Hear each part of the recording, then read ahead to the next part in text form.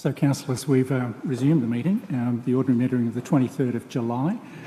Before we return to 8.1, the Mayor has asked me to correct the attribution of the artwork that is on display today. Interestingly, it's actually pretty much the first, well, we believe it's the first Indigenous artwork to be collected as part of the Sunshine Coast Art Collection. It's attributed to a C. Kanak, and it's entitled Gathering of Food, and it was apparently painted in 1996.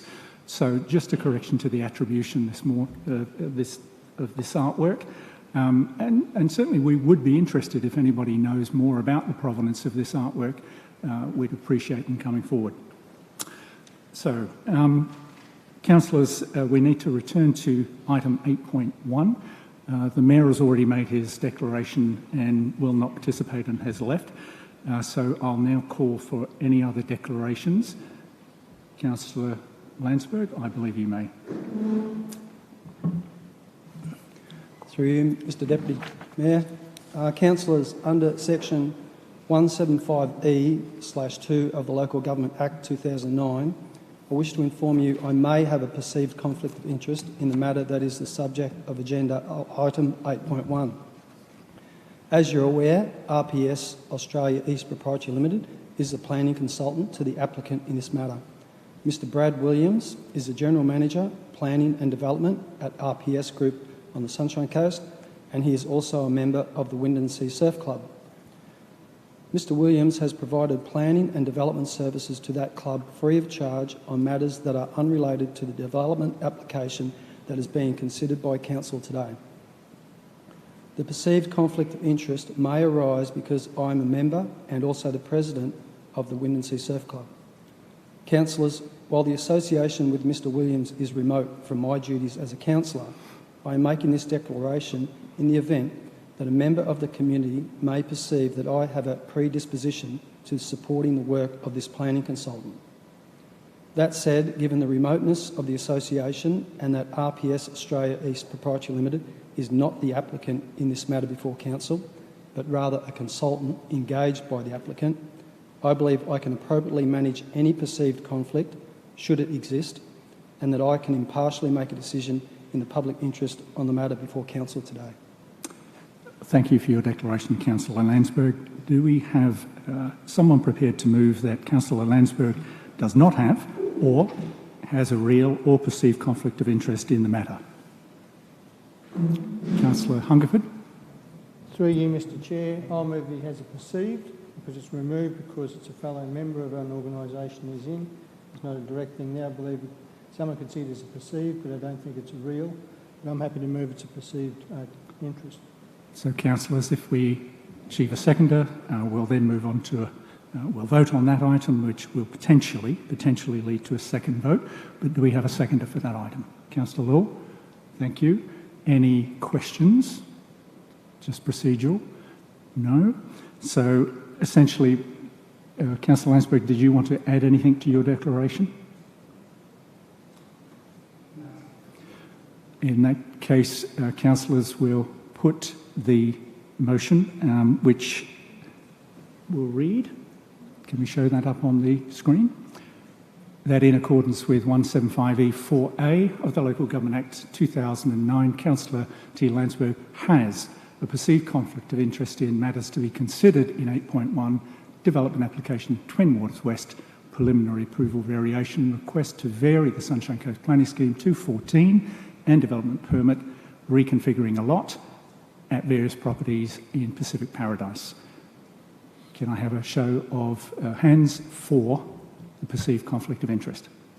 Councillor Dixon, Councillor Hungerford, Councillor O'Prey, Councillor Law, Councillor Babarowski, Councillor Cox. Those against?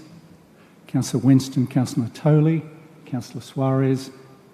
It is determined that he does have a perceived conflict of interest, therefore we'll move to a second element of the vote, which is essentially to establish whether Councillor Landsberg stays in the meeting or leaves.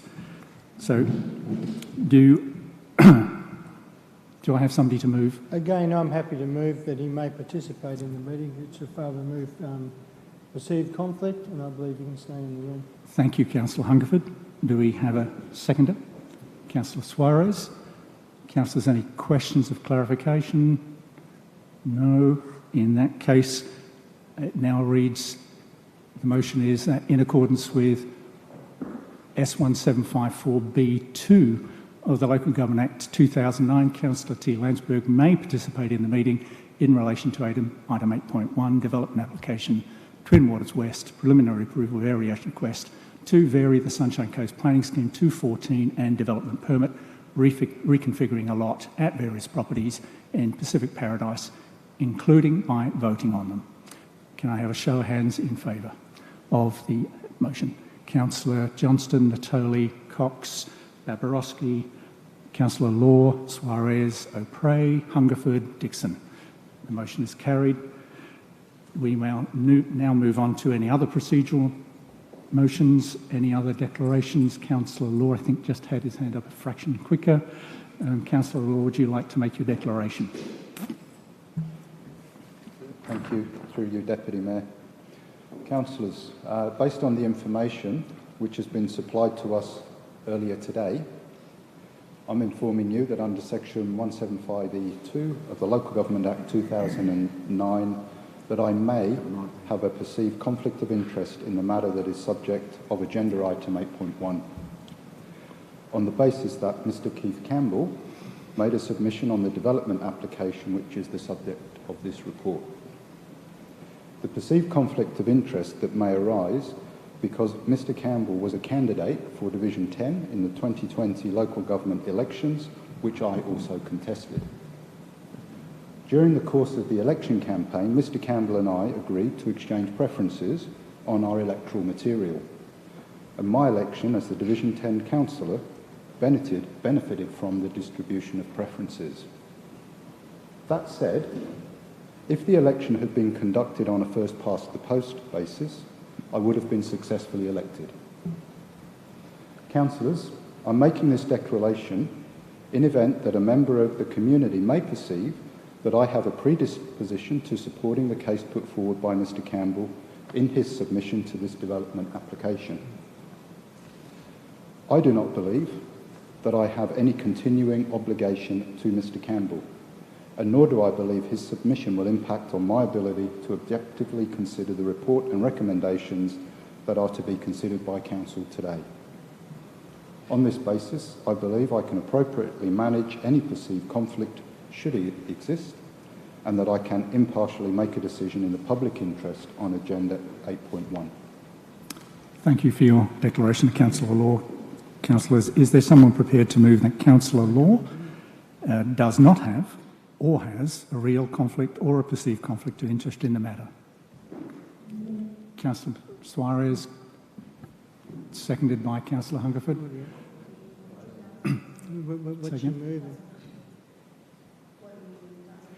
So, are you moving, Councillor Suarez, that he does or does not? I'm moving that he does not. Does not have. So, councillors, we're considering the motion that in accordance with S175E4A of the Local Government Act 2009, Councillor D. Law does not have a perceived conflict of interest in matters that are to be considered in item 8.1, development application, Twin Waters West, preliminary approval, variation request to vary the Sunshine Coast Planning Scheme 214 and development permit, reconfiguring a lot at various properties in Pacific Paradise. Any questions? You're happy to second that, Councillor Hungerford? Thank you. Any questions of clarification? In that case, can we show in favour of Councillor does not have a conflict? Councillor Winston, Councillor Natoli, Councillor Cox, Councillor Law, Councillor Babarowski, Councillor Suarez, Councillor Hungerford, Councillor Dixon, against. Councillor O'Prey, it's carried. We'll move on to the... No. I didn't think I did, but anyway, thank you for that, making that point. So, any other declarations? Councillor Suarez. Councillors, based on the information which has been supplied to us earlier today, I am informing you under section 175E(2) of the Local Government Act 2009 that I may have a perceived conflict of interest in the matter that is subject of agenda item 8.1 on the basis that the following parties made submissions on the development application which is subject of this report: Greg Smith, Angela Hartfield, Anthony Philbrick and Friends of Lake Wyber. The perceived conflict of interest may arise because I have previously received the following electoral campaign donations: $5 on the 5th of February 2020 from Greg Smith, $499 on the 10th of February 2020 from Angela Hartfield, $499 on the 23rd of February 2020 from Anthony Philbrick, and $490 on the 25th of February 2020 from the Friends of Lake Wyber. Councillors, I am making this declaration in the event that a member of the community may perceive that I have a predisposition to supporting the case put forward by these parties in their submissions on this development application. That said, I do not believe that I have any obligation to these parties, and nor do I believe their submissions will impact on my ability to objectively consider the report and recommendations that are to be considered by Council today. I also note that the value of each donation is below the threshold for reportable gifts established under Schedule 5 of the Local Government Regulation 2012. On this basis, I believe I can appropriately manage any perceived conflict, should it exist, and that I can impartially make a decision in the public interest on agenda item 8.1. Thank you for your declaration, Councillor Suarez. Councillor Joe? I move that Councillor Suarez does not have. Okay, so do we have a seconder for that? Would you like to clarify your declaration in any way? Through you, Deputy Mayor. Yes, I would like to make the following points. I've been very open with fellow councillors in the past on any relationships that I may have had prior to coming into council, including previous work experience with developers and my relationship with any community associations. I have a track record, or I stand on my track record, of decision making on fact and not emotion. My line of questions on previous information sessions that we've had on this topic has been based primarily on technical information. I have met with groups and responded to emails from people who have made submissions both in support and opposition of this application. My response to all of those parties has been exactly the same.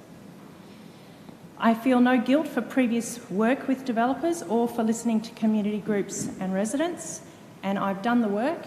I'm here to ask further questions and review the information and represent the best interests for the Sunshine Coast. Thank you, Councillor Suarez. Councillor Hungerford, you have a question or clarification? Yeah, just wanted to question and clarify. The councillor stated a perceived conflict and the nature of it, and now we've got information saying does not have a perceived conflict. I believe that's conflicting within itself, because I believe it is a perceived conflict. We need to deal with that as a perceived conflict and then go on to the second vote on it, whether they can stay in the room or not, if you take it on what we've done previously. So, Councillor Hungerford, we do have a live motion. If that motion doesn't succeed, presumably you'd have... No, it's the end of the matter. So, my apologies, Councillor Hungerford. This is the motion that we have before us that we need to consider. And councillors, that motion is that in accordance with S175E4A of the Local Government Act 2009, Councillor M. Suarez does not have a perceived conflict of interest in matters that are to be considered in item 8.1, Development Application Twin Waters West, Preliminary Approval, Variation Request to vary the Sunshine Coast Planning Scheme 214 and Development Permit, reconfiguring a lot at various properties in Pacific Paradise. Question of clarification? Councillor Cox. Just through to Megan Friend, are we allowed to speak to this at all? Through you, Mr Deputy Mayor. It's a procedural motion. I do believe it's the discretion of the chair, but it's usually just questions on this for clarification. If you believe that you can enlighten us in some significant way. I'll try and frame this as a question. Just given the new information that came to light this morning via the Mayor's declaration I'm just sort of trying to understand from Councillor Suarez's position. The precedent has been set there. I understand what you've just said in your address to Council, but given that decision, are you still comfortable with what's up on the screen? I think we know the answer. Councillor Suarez. Through you, Deputy Mayor. Thank you for the question, Councillor Cox, and I appreciate the opportunity to address that question. I have requested information on the advice that we have been given this morning to clarify why the Mayor has made his declaration of conflict of interest. I believe that perhaps it is because of the quantity of the donations that he has received in relation to this submission. I believe that my donations are very minimal, and as I've stated before, I have had correspondence with a couple of these submitters. I've had correspondence with people who have made submissions in support of the application, and each party I have made exactly the same declaration, that I acknowledge their issues or concerns or their feedback, and that I will be making my decision on the floor of Council. Thank you, Councillor Suarez. Councillor Cox. Just to follow up, if I can, Mr Chair, thank you for that response. Given that information, I can't support what's up on screen today, but I hope you understand the reasons behind that.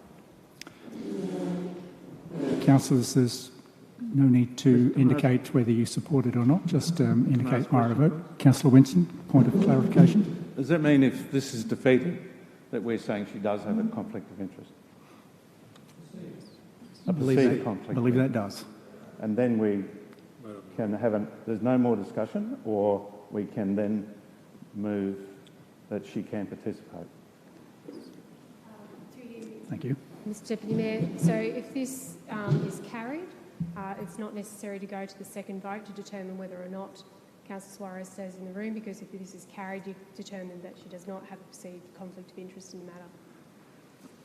I think the point of clarification is if this doesn't get up, if essentially the councillors believe she does have a conflict of interest, yes, then do we vote on staying or leaving? yes. Does that answer your question? Lovely. Okay, so councillors, remind you I have already read the motion out, but we are voting now for Councillor Suarez does not have a perceived conflict of interest. Can I have a show of hands on that item? Does not. Councillor Winston, Councillor Natoli. Against. Councillor Cox, Councillor Landsberg, Councillor Babarowski, Councillor Law, Councillor O'Prey, Councillor Hunkerford, Councillor Dixon. So that determines that the body doesn't agree, that you don't have a conflict of interest, and we now will vote on whether you are to stay or leave. Correct?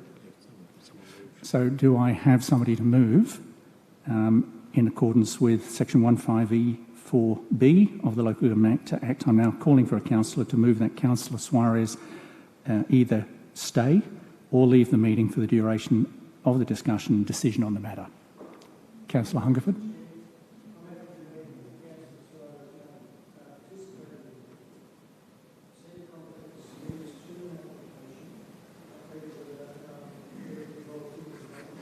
Is your mic on? Sorry.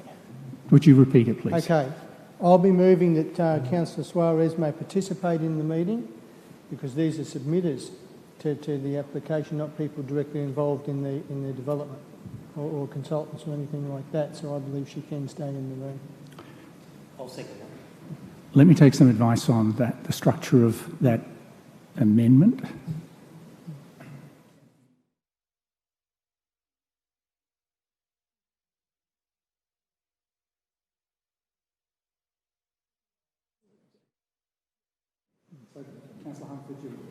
So, Councillor Hungerford, you're essentially moving that she can stay in the meeting and participate. Correct. Fair enough. Okay, so do we have a seconder? Councillor Dixon. Would Councillor want to speak to that? Not speak to it unless there's questions. So it's now just some clarifying questions, councillors. In that case, Councillor O'Prey. I'd like to frame my commentary as a question, if I can, but councillors, this is the first time I've witnessed this, and find it quite bemusing, to be quite honest, that we are dealing with a situation where we need to vote on somebody who has an association with a submitter. This is a submitter. We're going to be doing this every meeting. In the past, and my track record will show that any time that people have had money wrapped around a conflict of interest, I've always voted to get out of the room. I get out of the room every single time. But in this instance, because it's a submitter, I won't declare which way I'm going to go, but I'll be breaking my pattern. I think this is insane, Mr Chair. I really do, that we are debating and exercising a motion here on the council floor in regard to a submitter. That's all I need to say on that. Thank you, Councillor O'Prey, for your comment. Councillors, I do need to move us on. That we now consider the motion in front of you that in accordance with 175 4B2 of the Local Government Act 2009, that Councillor Suarez may participate in the meeting in relation to item 8.1, including by voting on the item. Councillors, can I have a show of hands for the motion? Councillor Winston, Councillor Latole, Councillor Lansbury, Councillor Babarowski, Councillor Law, Councillor O'Prey, Councillor Hungerford, Councillor Dixon.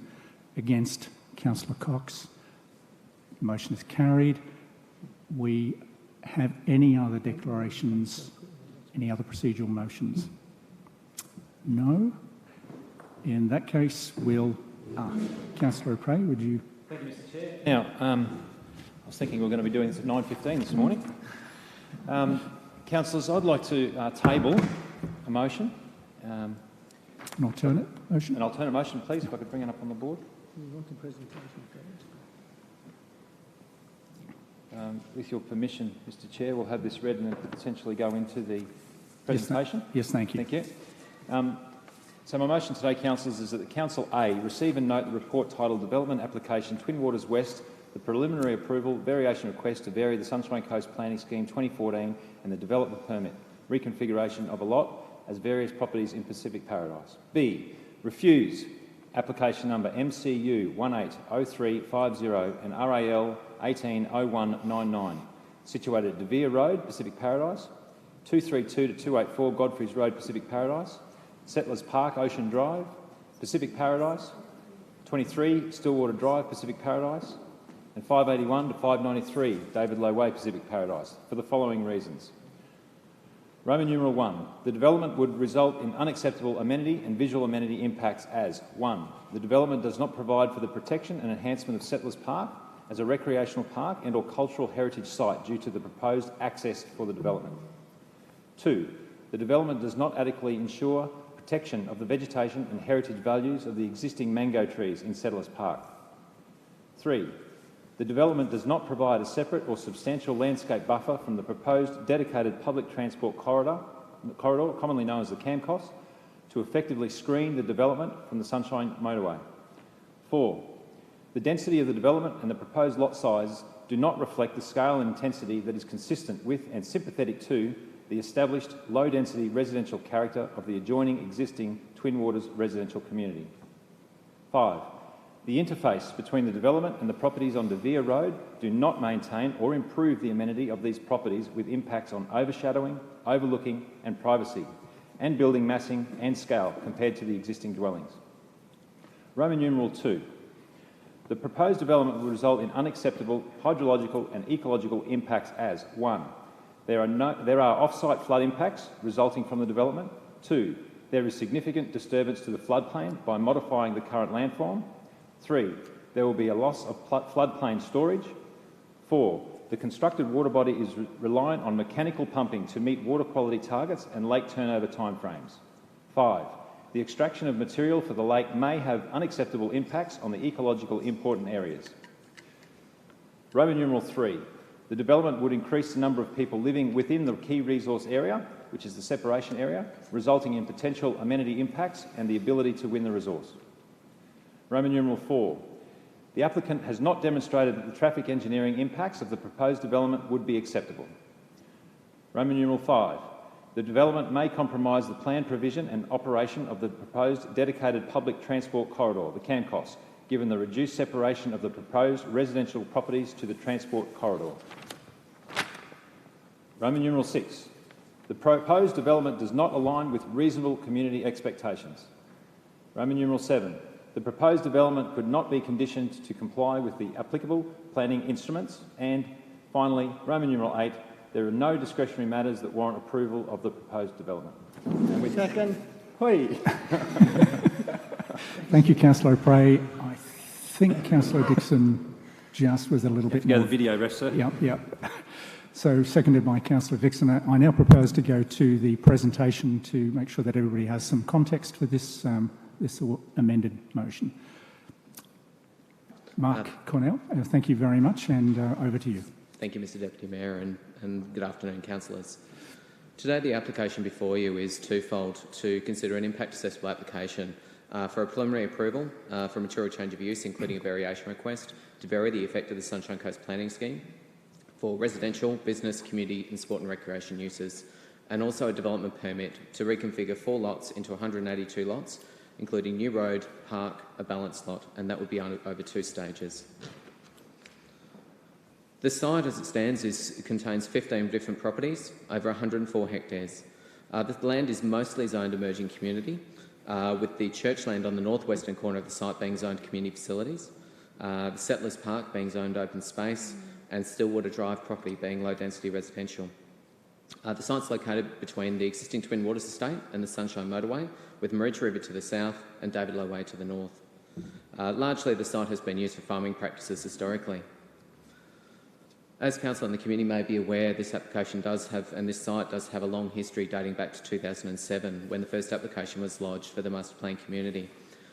Council refused that application in August 2009 and was subsequently appealed by the applicant. In December 2013, the appeal was then upheld by the Planning and Environment Court. Following this, an amendment process commenced in October 2015, and following consultation process was adopted by the state in 2018 to rezone most of these properties to emerging community. Following this, the application was then lodged in December 2018.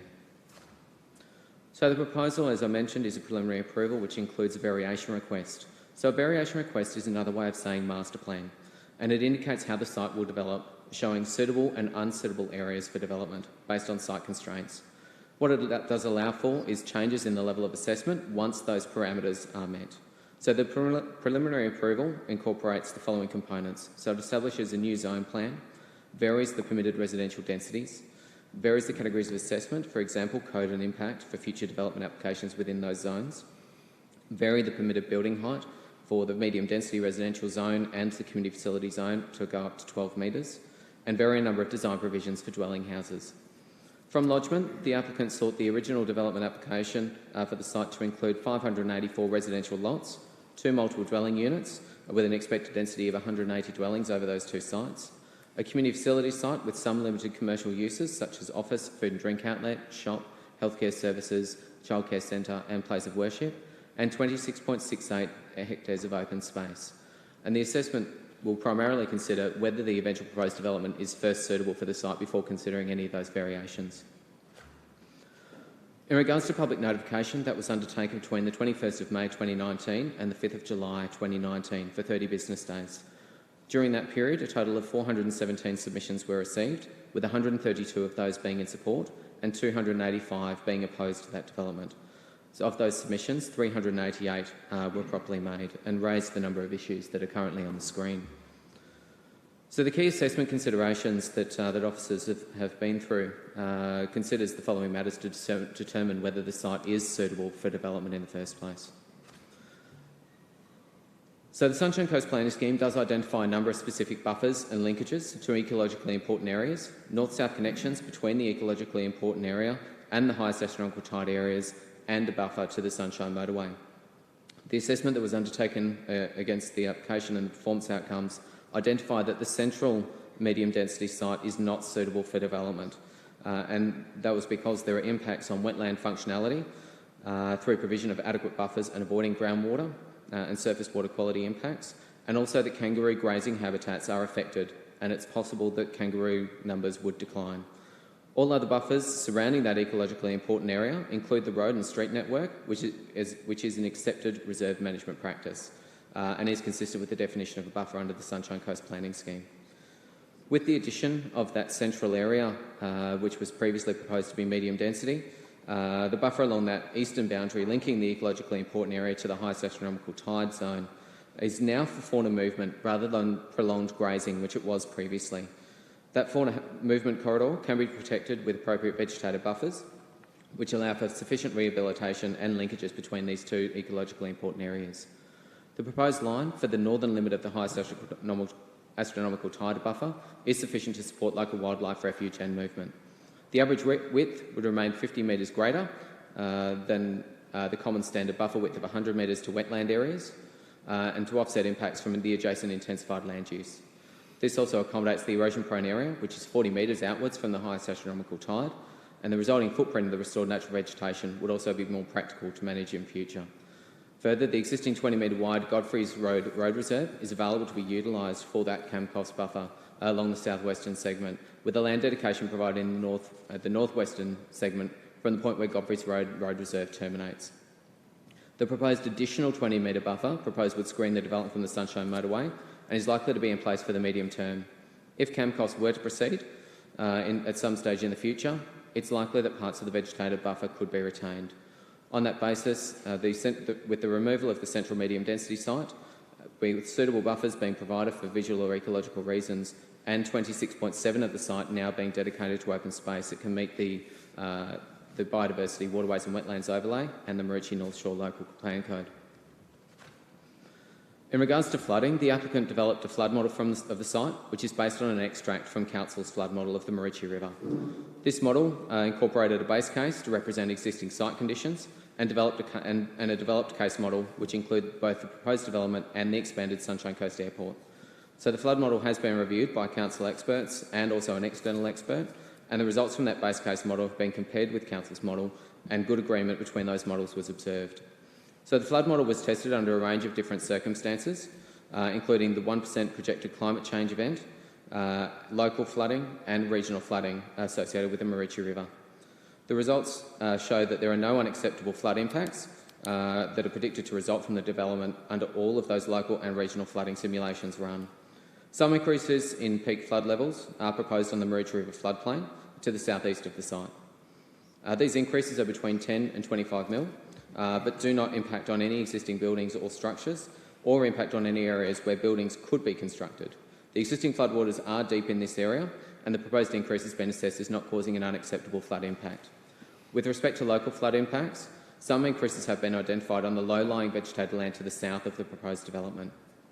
These increases result in levels well below regional flood levels and do not constitute an unacceptable impact, as these sites have no possibility of being developed. A loss of floodplain storage within the lower Maroochy River catchment or downstream of the Sunshine Motorway is acceptable because the closer the fill to the mouth of the river, the less opportunity there is for storage reduction to have an adverse impact. It is the conveyance of floodwaters which is critical in this particular circumstance, rather than flood storage capacity, with the proposed lake providing a more efficient flow path for floodwaters and thus compensating for the loss in floodplain storage. The Safe Refuge building is proposed with a gross floor area of 1,500 square metres on a site area of approximately 1 hectare. This size facility can cater for the at-risk population who elect not to evacuate early when requested based on Red Cross standards. There is also an additional 4 hectares of land which is provided at or above the probable maximum flood level. A lake is also proposed with deep areas with water quality maintained through a pumping system, pumping water in at the northern end from the existing Twin Waters Lake and flows discharged to the south to the Maroochy River. The Sunshine Coast Planning Scheme specifically anticipates a lake will be dedicated to council, and a sinking fund amount has been agreed to be provided to council, which covers costs for maintaining that lake for a period of 80 years. The Sunshine Coast Scheme also identifies a building height of 8.5 metres for the site, and the applicant seeks a variation to allow two sites or 2 zones to allow for a 12-metre height limit. An assessment against those particular provisions identified that the 12-metre height limit can only be supported for the community facility site, as it's unlikely to be seen from outside of the development, and that's the only increase that could be supported. On that basis, no other increases to the building height is recommended. In regard to density, the recommended residential development is 645 dwellings with no multiple dwelling units, with both sites being removed. Over the net developable area, that identifies a density of 10.8 dwellings per hectare, which is consistent with and sympathetic to what occurs in the adjoining Twin Waters residential community, which has an existing density of 10.7 dwellings per hectare. In regards to heritage, there are two components, the first being Aboriginal cultural heritage, with a management agreement being executed between Stockland and the Cubby Cubby representatives. The objectives of that cultural heritage management agreement are to provide for the identification, protection and management of cultural heritage in the project area, including directly involving the Cubby Cubby First Nation people in the formulation and implementation of appropriate management strategies for cultural heritage, as may be uncovered within that project area during any development activities. The second relates to two mapped sites of European heritage, being the mango trees on Settlers Park and also the blaze tree. Conditions can be applied, including the preservation of the blaze tree, which will occur within the 20-metre buffer, and the infrastructure within Settlers Park, including the 4 mango trees, the existing shelter with tables and benches, could actually be retained within the proposed area of the park. In regards to extractive resources, there is a key resource area, number 150, which is identified on the western side of the Sunshine Motorway extending across David Low Way. While the development does materially increase the number of people living in the extractive resource separation area, the purpose of that code is to allow for the ability to win the resource and that not be affected. Given the proposed acoustic fence and the method of extraction for this sand resource, the proposed development would not prevent or interfere with the current or future viability of winning or processing that extractive resource. In regards to acid sulphate soils, the applicant provided an investigation for the site, and in the event of approval, conditions could be applied requiring that they deal with an acid sulphate soil management plan through an endorsed operational works approval. So in conclusion, for the developable area, it identifies that the vast majority of the site as proposed could be considered for residential development with some amendments. And the first is that the northern medium density residential site is rezoned to low density residential with a protected housing area precinct, to amend Recreation Park 2 to low density residential and replace with with the protected housing. The removal of the central medium density site and replace that with open space. The proposed heights being generally 8.5 with the community facility zone being 12 metres, and the resultant residential development being a total of 645 dwellings with lot sizes with a minimum of lot size of 400 square metres. The proportion of lots between 400 and 499 being limited to 12% over the total site, being 77 lots, and a maximum density of 12 dwellings per hectare. In regards to the requested variations to the planning scheme, some are able to be supported, which includes minor changes to the tables of assessment, and they would align with the relevant planning scheme zones. There is the inclusion of some limited commercial facilities within that community facility zone, and allowing future subdivision applications to be considered code accessible where meeting the density requirements. However, some aspects are not supported, and they include no change to the building height other than the 12 metres for the community facility site, and no change to the requested setback variations for the dwelling houses. Following the assessment, the application is therefore recommended for approval subject to conditions. Thank you, Mr Cornell. I'll now return to Councillor O'Prey to prosecute your argument for a refusal. Thank you, Mr Deputy Chair. Mr Deputy, I'd just also like to flag early that I've got a lot to get through here today, so I may require an extension Noted. With your indulgence. Councillors, firstly, a lot of thank yous that we need to get through. This has been a long time, this development application. I'd like to thank the planning teams, the contractors and particularly the staff, Rob Booker, John Burbett, Tegan Johnson, Michael Anderson, Crispin Smythe, Steve Patey, Jace Kruger, Roma Stevenson and of course James and Patricia. I'd also like to thank Warren Bunker, who's for many years was the Executive Director for Planning and has basically seen this all the way through so far, so thank you, Warren. And with that also Councillor Dixon as the Portfolio Councillor for Planning for many, many years involved with this. But most importantly, I guess the biggest thank you goes to Mark Cornell, who's done the presentation today, councillors. What a wonderful staff member we've got there. He's amazing with his job. He's very professional. He's available all the time. He's incredibly patient. I think that's very much a credit to you, Mark. Thank you for that. Mr Deputy, I'd also like to thank Matt Byrne from Stockland. And Matt Byrne might sound a little bit interesting that I'm thanking him, but he's done a lot of work. He's done a lot of work for the community. He's given the community a lot of information. And over the years, he's presented to our community groups on many times. He's always presented to council. And I've got a lot of time for Matty, and he's a genuine man. So thank you to Matty Byrne. Councillors, a little bit of my history on this. It's a big part of the 2012 election campaign for Division 8. Even well before my time on council, this was an issue across the North Shore. It's been through 2 amendment processes and has already been through the courts. And when it was in court the first time round, I took the time, drove down to Brisbane and actually sat in the gallery and observed. There's literally been a million meetings, workshops with Stockland, with the Twin Waters Residents Association, community members, thousands of emails and text messages, thousands of questions thrown around on this. And a few years back, I took a week's holiday and I door knocked just shy of 1,000 homes around Twin Waters to become absolutely certain what the community wanted and what they felt and what their observations were to this before I made an important decision. Councillors, over the years, my voting pattern on this has been rock solid, firmly consistent, and my commentary has been straight down the line. It has not wavered, not once, not ever. It's firmly in the right spot. Despite a small group in the community eager to manipulate the opinions of residents and mislead the community on my stance, they should be ashamed because I believe that's poor form. My community commentary has been really interesting because my observations over the years have been many and varied. The first time around, the application was for very small lots. It was very, very clear that no one in original Twin Waters or the North Shore actually wanted that. This was higher density, 300 square metre odd lots, etc., quite dense. It went to court and it didn't get up.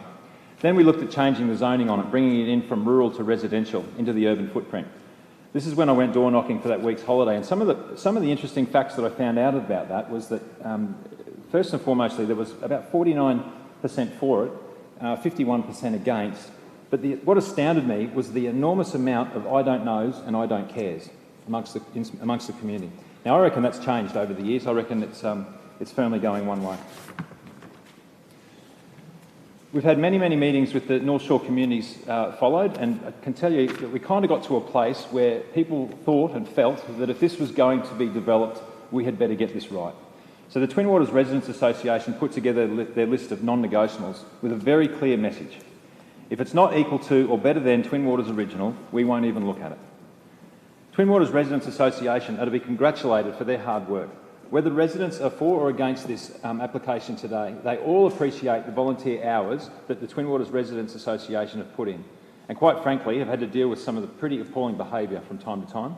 So thanks again to the Twin Waters Residents Association. Councillors, that brings us today. I'd like you to consider 3 things today. 3 basic but enormously important questions for you. Yes or no? Does the application conform? Yes or no? Does it have a majority of community support? And will this development on the ground be equal to or better than Twin Waters Original? That's really what this is about. I'd like to go over a few of the main issues in relation to in relatively a quick and simplistic way. In the alternative motion, you'll see references to the unacceptable amenity and visual amenity impacts, the hydrological and ecological impacts, the lack of acceptable traffic engineering, and the Cairncross corridor and detailed buffers and dedicated buffers, and of course community expectation. Flooding, by far and away the biggest challenge to this application. This has been the most discussed and debated issue right across not only the North Shore but the region. Flood modelling has been done to death, every single angle and every which way, from council, from the applicant, from community groups and from the courts. It's been done to death. And yet I'm still not convinced anyone is certain. This is all computer-based work, yet we will still need to meet these models presented to us in real life, and there's never ever any guarantees on this. Councillor Praed, may I, forgive me for interrupting, would you like to have an extension? Please. Hungerford for move, Councillor Dixon second. All those in favour? Thank you, councillors. I appreciate that. And in regards to storage capacity, it was touched on in the presentation, we're actually going to lose storage capacity, and I don't believe that's acceptable. Traffic was most certainly the second greatest issue brought before me, the traffic. The accesses and egresses, they're not perfect and it needs work. And through Settlers Park, I've got to tell you, I just don't know what that's all about, because it's difficult, it's in a wrong spot, and it's going to impact the heritage trees. Internally, the pedestrian pathways, the bike tracks, the road connections are all excellent. But the other thing that's really important to note is that the traffic lights onto the David Low Way. Now, nobody wants traffic lights. Nobody's ever said to me that we want to see traffic lights in that situation. Not even Stockland want to see traffic lights in that location. So why on earth the state would make this decision is beyond me. This is the second best option, traffic lights. I reckon it's crazy. The densities. In 2009, the density request sat at around about 950 lots. Now, that's a number no one could ever comprehend. And well done again to the Twin Waters Residents Association, the staff and the North Shore community on getting this message across to the applicant that that was way too many. It now sits at 645 with an approximate density of 10.8, which we heard in the per dwelling, which we heard per hectare, which we heard in the presentation. But the average lot sizes don't stack up. My information tells me that Twin Waters Original sits at 703 square metre average block across the estate. The Twin Waters West application before us sits at 551 square metres. So that's Twin Waters Original at 703 and Twin Waters West at 551, with the smaller slots down to 400 square metres. Now, I need to add to that in Twin Waters Original there are some bigger blocks. There's a number of blocks over 800, over the quarter acre, some over 1,000, which obviously bumps it up. But I want to make you understand that it's the average, the mean lot size when you're driving down the street and you have an understanding, the average lot size right through the middle of the development will be smaller. Now, character and amenity. The character and amenity is a very tough one in this instance. In Twin Waters, the parks are all wrapped around the preserved vegetation, so there's a lot of mature trees in there, giving it a very, very peaceful and green feel. In this application, it's actually really difficult to achieve that. It's only vegetated except for that centrepiece on the centre map that you can see. So if in 2030 or 2040, if I'm driving around the streets and this application is in the ground, I reckon the character and amenity would be pretty similar. I reckon it would be very much the same look and feel as Twin Waters Original, which begs the difference to my last point in number 3. In the instance, is it equal to or better than? Now, that's in character and amenity, equal to or better than, I reckon it becomes quite subjective. That's a tough one to answer. Settlers Park and the mango trees. Although not frequently used, Settlers Park and the row of mango trees mean so very much to the people of the North Shore. It's very significant. This is freehold council land around those mango trees, all the way along in what's called Settlers Park. This is a council-owned asset to the people of the Sunshine Coast. If this application was to go ahead and go through, under the Local Government Act, council would have to formally dispose of the land, or part thereof, which is totally separate to this application. So when this application, if this application was to go through, we would have to go through another application of sorts to formally dispose of the land, another motion. So without council's consent at a later date, without disposing of the parkland, there's absolutely no DA to act on. It's also curious to note that the parkland allocation running exactly parallel to the David Low Way actually looks, feels, smells like a potential road reserve. If you have a look on the map and have a look in your own time, it'll be in your report, the swinging around of Settlers Park runs right along and parallel to the David Low Way, which looks and feels like it might be potentially one day a road widening exercise. The other thing to note is that the request was for no net loss in the size of Settlers Park, and this is not actually happening. In fact, I believe, and I've only been told just yesterday, that the net loss is actually going to be around about 50%. Buffers. A significant and concerning reduction in the Sunshine Coast, Sunshine Motorway western side buffer is on the table here.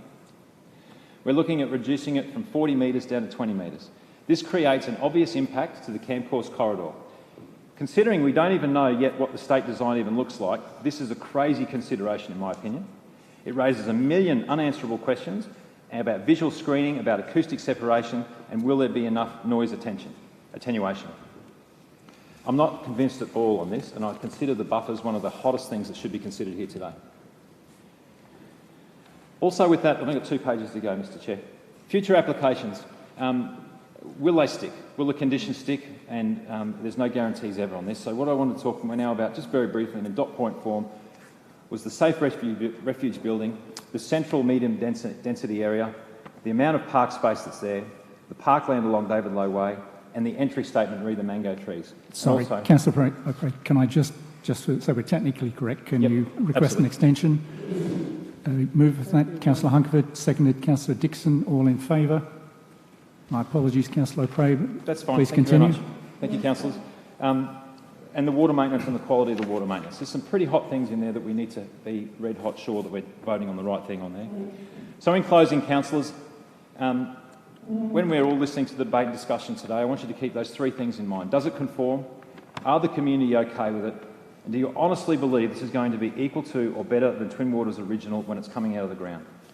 because that's what the community wants and that's what they see will be required in that block of land. So thank you all, and I present this motion to you, councillors, for your consideration. Thank you very much for your time. Thank you, Councillor Prey. Any other speakers? Councillor Dixon. Thank you, and through you, Mr Deputy Mayor. I just want to start off by apologising to the Sunshine Coast community. I believe that I made the wrong decision to endorse the planning scheme amendment for this site some years ago, and I believe when you are prepared to admit your mistakes, you can learn from them, and that's what I'm hoping to do here today. In our 2020 election campaign, which was very, very recent, people brought this up with me, and I'm in Division 6 and I've got parts of Buderim, Sippy Downs and Mountain Creek. And they talked to me about this, and this is up in Twin Waters West along the Sunshine Motorway. It's in Division 8, but they talked to me about it in Division 6. I heard about it at campaign forums. I heard it about on the ABC radio. It was a topical issue because development on the Sunshine Coast is a topical issue. The voices from locals are very important here because the majority of those that actually put submissions in are locals because they care about the community. And whilst I don't mean any malice or intent that would be negative at all, I just want to say that those who were supporting it, even in recent days, are the development industry, those who are set to make money from the development. And the interesting part for me is the people who have done the hard legwork, put the effort in, are the residents that live out there. And up until yesterday, I had key campaigners out there calling me, running me through the report, giving me assistance. You know, these are people who are volunteers and they care about the community, and I appreciate that. I feel that the community are in a position on the Sunshine Coast where they feel they need a bit of a win. And we've had some very big decisions happen on the Sunshine Coast and significant changes through the election campaign with new councillors on the Sunshine Coast Council. I really feel that the community is looking for a win. Submissions mainly focused on key issues in the local community. They were very, very well contained and local. Some of those issues Councillor O'Prey has talked on today, but I just want to quickly run through some of those if I can. Kangaroos. I'm not sure who out there has seen this, but we've had an enormous amount of kangaroo strikes on the Sunshine Coast. We've lost them nearly completely out of Sippy Downs now with roadways and development. Developers building these major developments aren't being conditioned by the Department of Main Roads and the state government to be putting in our wildlife tunnels because these animals are finding their ways onto major road networks. Bruce Highway, Sunshine Motorway, volunteer groups are getting up at 1, 2, 3 o'clock in the morning to pick dead bodies up off the road because kangaroos are losing their habitats on the Sunshine Coast. Whilst officers have tried to condition this well today, you just can't stop it, and I believe there are going to be more strikes on the Sunshine Motorway with kangaroos. We talk about climate change. We talk about the biosphere, the Blue Heart, the Sunshine Coast Council Hazard Adaptation Strategy. We're talking about doing the right thing. We talk a lot, but we need to live what we talk about. If I'm out there as a councillor talking about making this region a biosphere region, if I'm out there talking about protecting coastal communities from inundation, from climate change and storm surge and storm event, how can I support this development today and then tomorrow support those key strategies? I myself would be a hypocrite, and I can't do that. I believe we have enough development on the Sunshine Coast. We've got Harmony, we've got Aura, we've got major investigation areas, BOA East, we're looking at that right now. We're even looking in our corridors between Caloundra and Maroochydore and the Maroochydore CBD.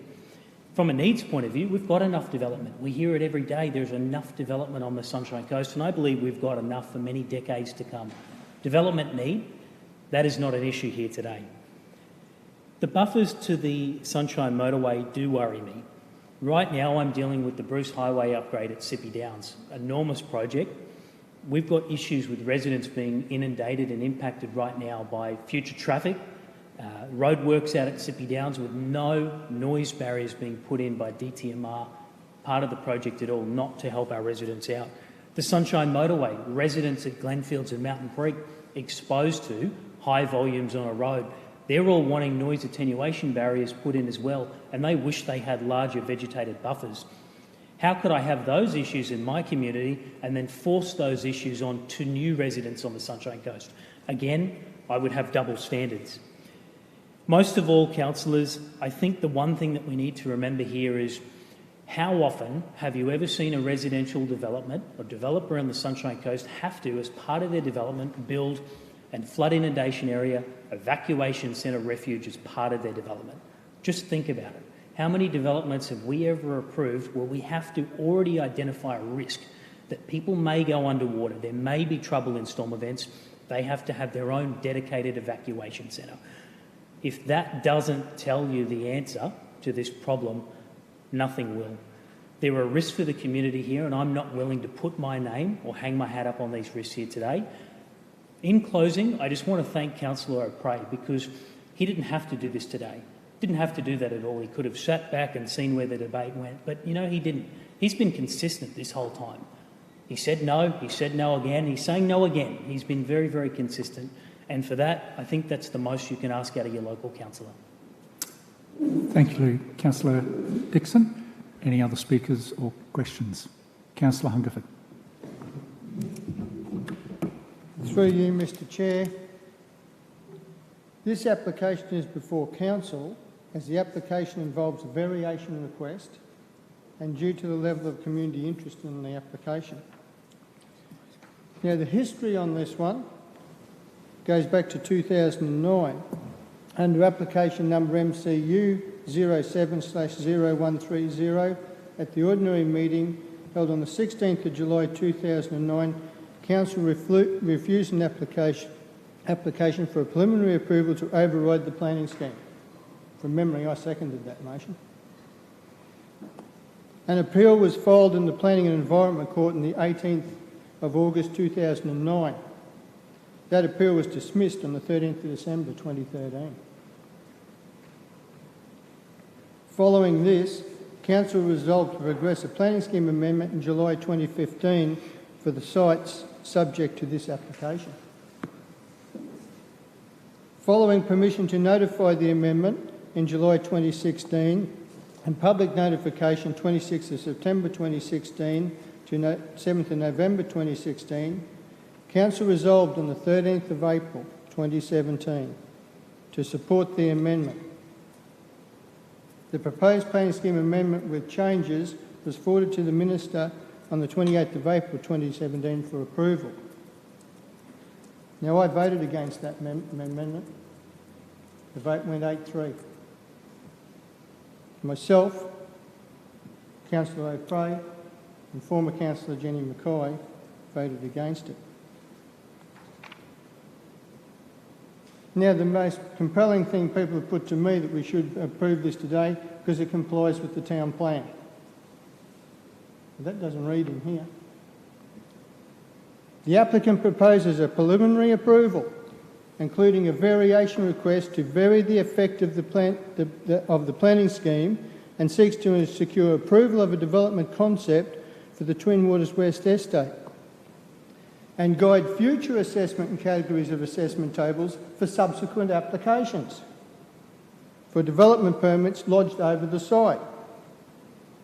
These include vary the permitted residential densities, overriding the acceptable outcome 22 of the Mereechie North Shore Plan Code. Is that in line with the plan? No. Vary the categories of assessment for future development applications within these zones, overriding the table of assessment for the current emerging community and community facility zoning under the Sunshine Coast Planning Scheme 2014. That's overriding the town plan.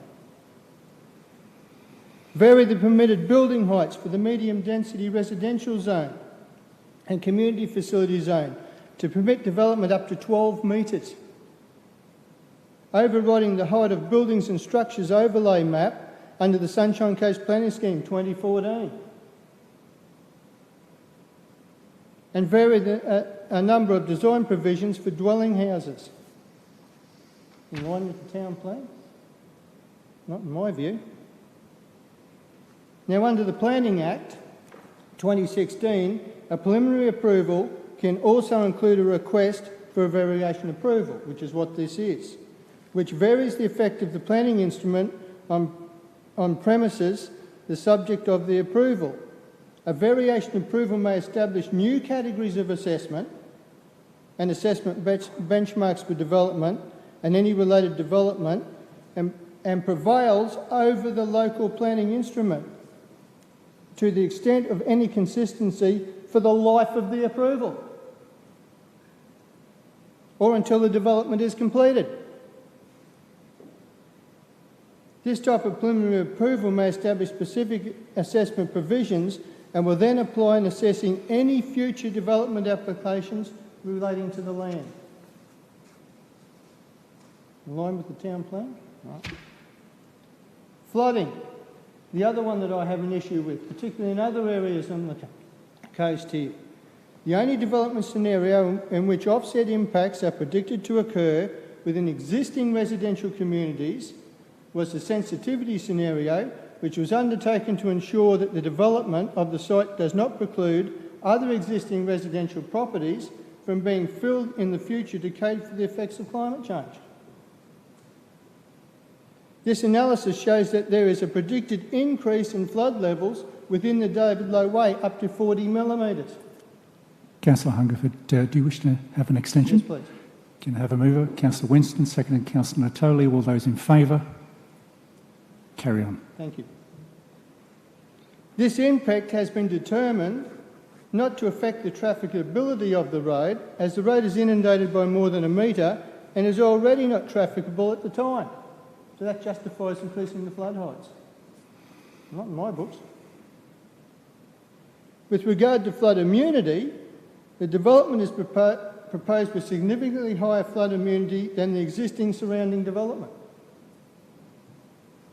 The results of this review have found that, and I found this amusing to read, the submitted flood model from the applicant have been tested and peer reviewed against Council's model and found to have good agreement. Any increases in flooding on external properties is acceptable. Not to me.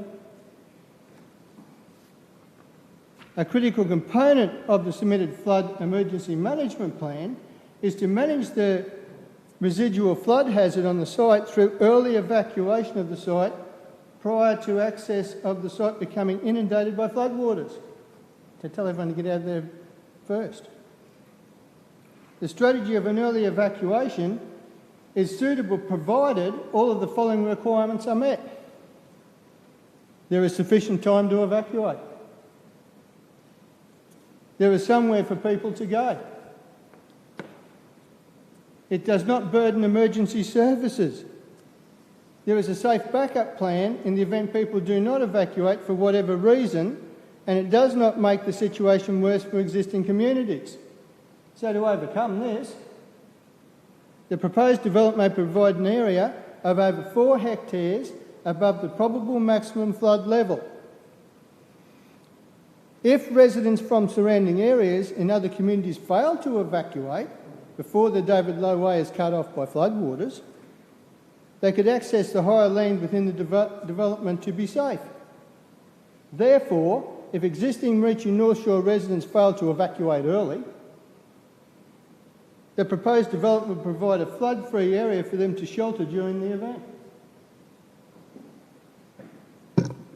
A safe refuge building is proposed on site with a gross floor area of 1,500 square metres on a site area of approximately 1 hectare, so people are not just confined to the 1,500 square metre building.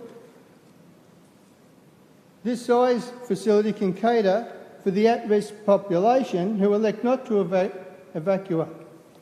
early when requested based on the Red Cross standards.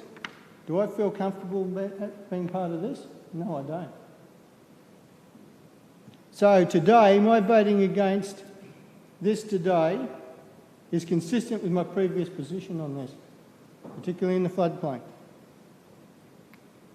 My voting against this today is consistent with my approach to sound planning in regards to floodplains. I also have concerns with the Marici River, the Blue Heart at Coolum and some of the Palm View areas. And my voting against this today reinforces my strong history of support to the community. So today I will be supporting Councillor O'Prey on refusing this application, as I did way back in 2009. Thank you. Thank you, Councillor Hungerford. Councillor Suarez. Through you, Mr Deputy Mayor, I have a few questions for the planning team. Please go ahead. Thank you for your presentation again, Mark, and thank you for all of the previous presentations that you've given us and answering the multitude of questions that we've thrown at you. Unfortunately, I've got a few more. In our discussion the other day, we were talking about the weir erosion at the existing weir at Twin Waters, and I was given some advice that council maintain that weir on a two-yearly basis. I was just wondering if you have the cost that council spends on that maintenance on the existing Twin Waters weir. Can you answer that? Can anybody answer that question?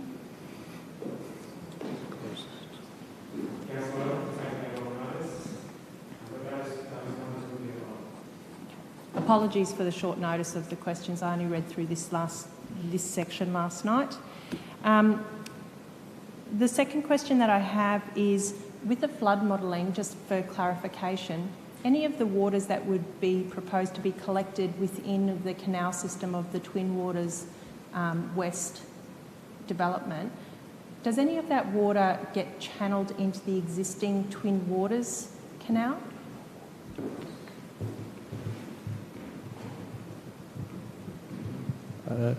Through you, Mr Deputy Mayor. So there are two key exits of floodwaters from the Twin Waters West Lake, and that is into the existing Twin Waters Lake and also directly to the Maroochy River floodplain to the south. So the majority of the floodwaters are directed to the south and a greater proportion than currently. So what that results in is a slight reduction to the amount of floodwaters which are directed into the Twin Waters Lake, the existing lake. Sorry, just for clarification on that. So some of the waters that were previously collected where the proposed development is going to go will be channelled into the existing canals of Twin Waters, a small percentage, is that correct? Yes, that's correct, a percentage, yep. Okay, so if that is correct and we're already paying for maintenance on that weir because it's subject to erosion from the existing water that's being channelled through, you would expect that erosion would increase because there's an increased flow that would go through that channel? Sorry, it's through you, Mr Deputy Mayor. That has been tested in the flood model, and the flood model indicates that there's no increase in velocity over the weir at that point. My understanding is that of that weir is that most of the maintenance costs associated with come with the everyday tide going over that weir. It's not associated with floodwaters, and there is a slight reduction in the amount of floodwaters which are directed through the site to the existing Twin Waters Lake as a result of the proposal. Thank you for that clarification. Concluded your questions? Actually, I do have another one. Sorry, I do have another question. Council has a position in the Planning Act that it's not supportive of lake systems in new developments. Previously, the Noosa Council was subjected to millions of dollars to fix revetment walls in the Noosa Waters canal system. Are we confident in the information that the applicant has put forward in terms of the revetment walls to the canal system that we're proposing to have a look at here with the Twin Waters West application? That we would not be subjected to further maintenance costs down the track? So you're correct, yeah, in that is a council's position that we don't inherit additional constructed water bodies unless there's a community benefit. However, that's a requirement of the Stormwater Management Code, and the local plan takes precedence over that Stormwater Management Code, and the local plan specifically requires a water body, constructed water body, to be created as part of the development of this site.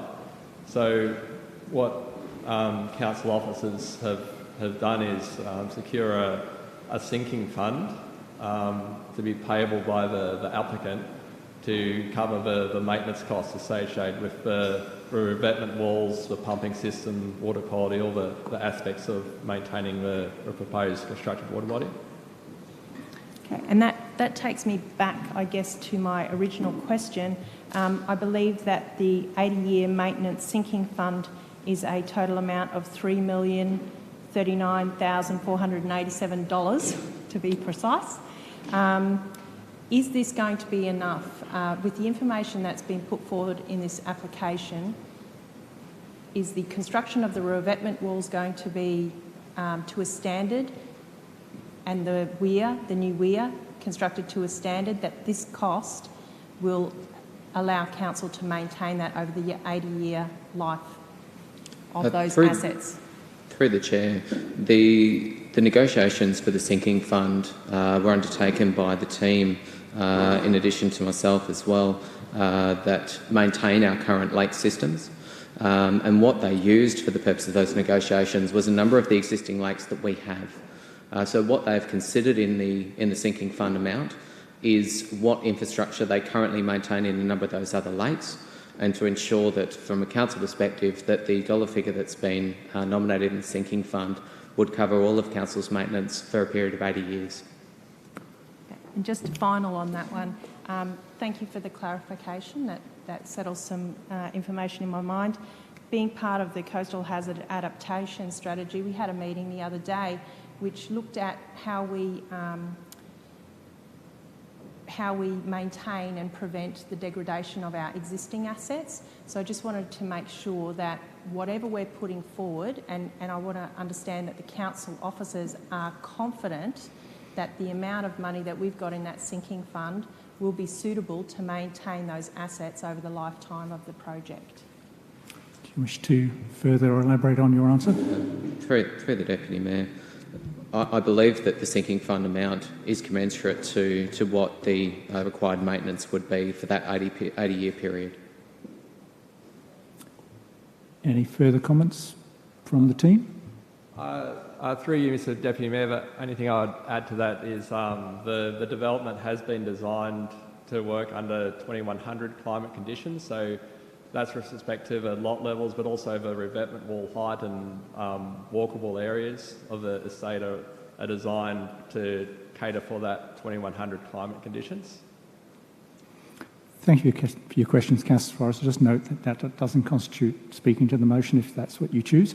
Councillor Law.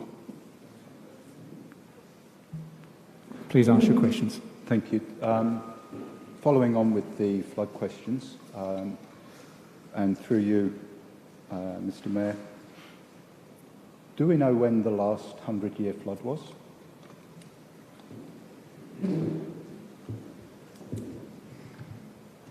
So within the Maroochy River catchment, the last major flood, which approximated the 1 in 100-year flood, was 1992.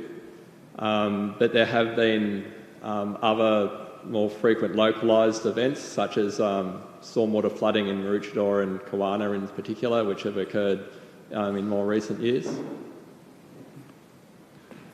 Thank you. So when I think of that, really it does give us that while there's a 1 in 100-year event, there's also local issues that can dramatically change that. And can I just clarify, are you speaking to the motion now? Question still. Another question. So I just wanted to clarify, in the judgment handed down by Judge Ruckerman in 2013, we've heard that the new Twin Waters West must be equal to or better than Twin Waters' current residential estate, but he makes the comment that Twin Waters' residential estate is in a precarious position and should not necessarily be a benchmark for future approvals.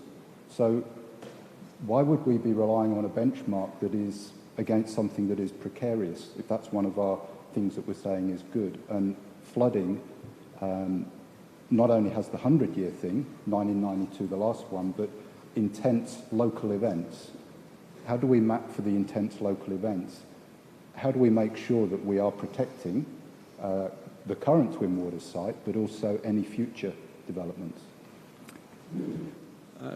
Through you, Mr Deputy Mayor, in terms of the Twin Waters estate being equal or better, Twin Waters West Estate is proposed to cater for climate change, which the existing Twin Waters Estate does not. So the new Twin Waters East is proposed to have a much higher standard of flood immunity than the existing Twin Waters area.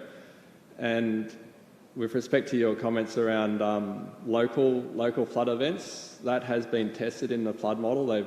Scenarios have been run for the regional flood event and the local flood event, and under those scenarios it has shown that the floodwaters are conveyed through the Twin Waters West site without causing any impacts to existing residential communities, and in fact lowers floodwaters within the Pacific Paradise area and the existing Twin Waters. And just with respect to your final comment there regarding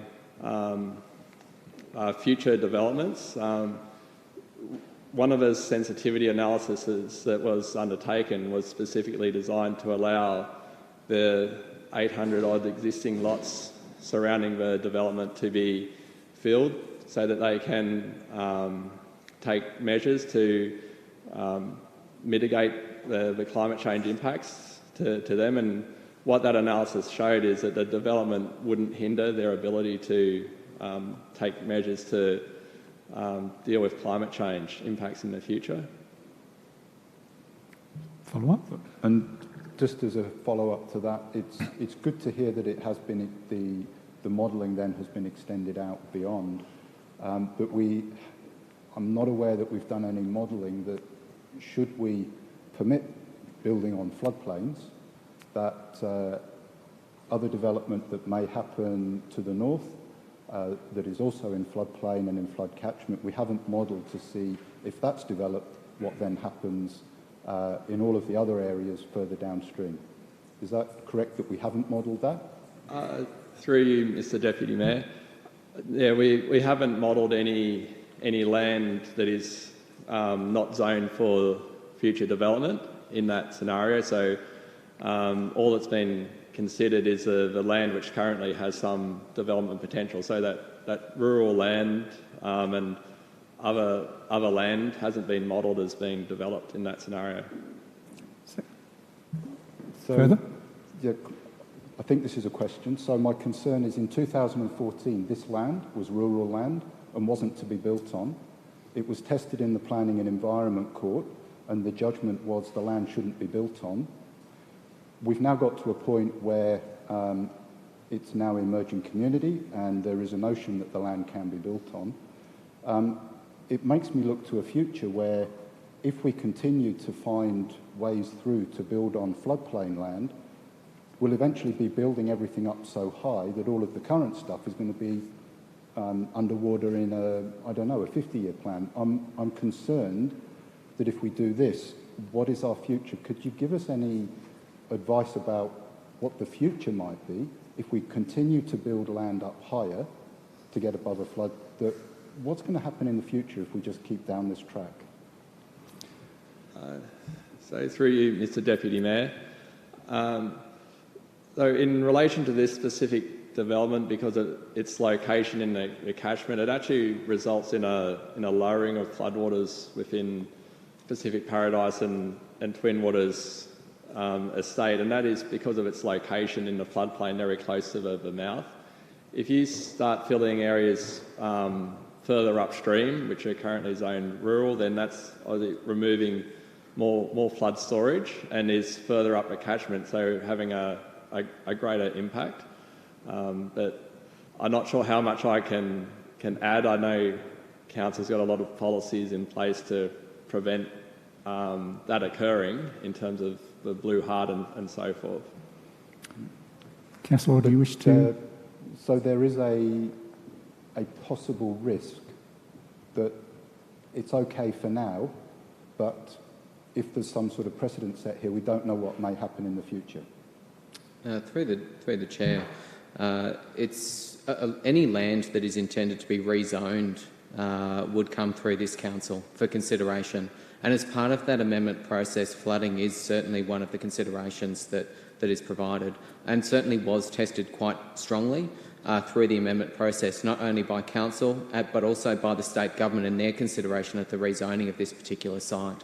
I would suspect that with any other potential rezoning of either rural land or other which is intended to be developed, they would go through similar considerations to be able to identify whether a site is actually suitable or could actually be developed for some form of residential or other development.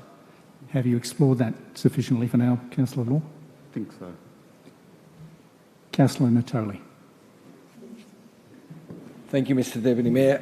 I've got a few questions that I would like answered as well.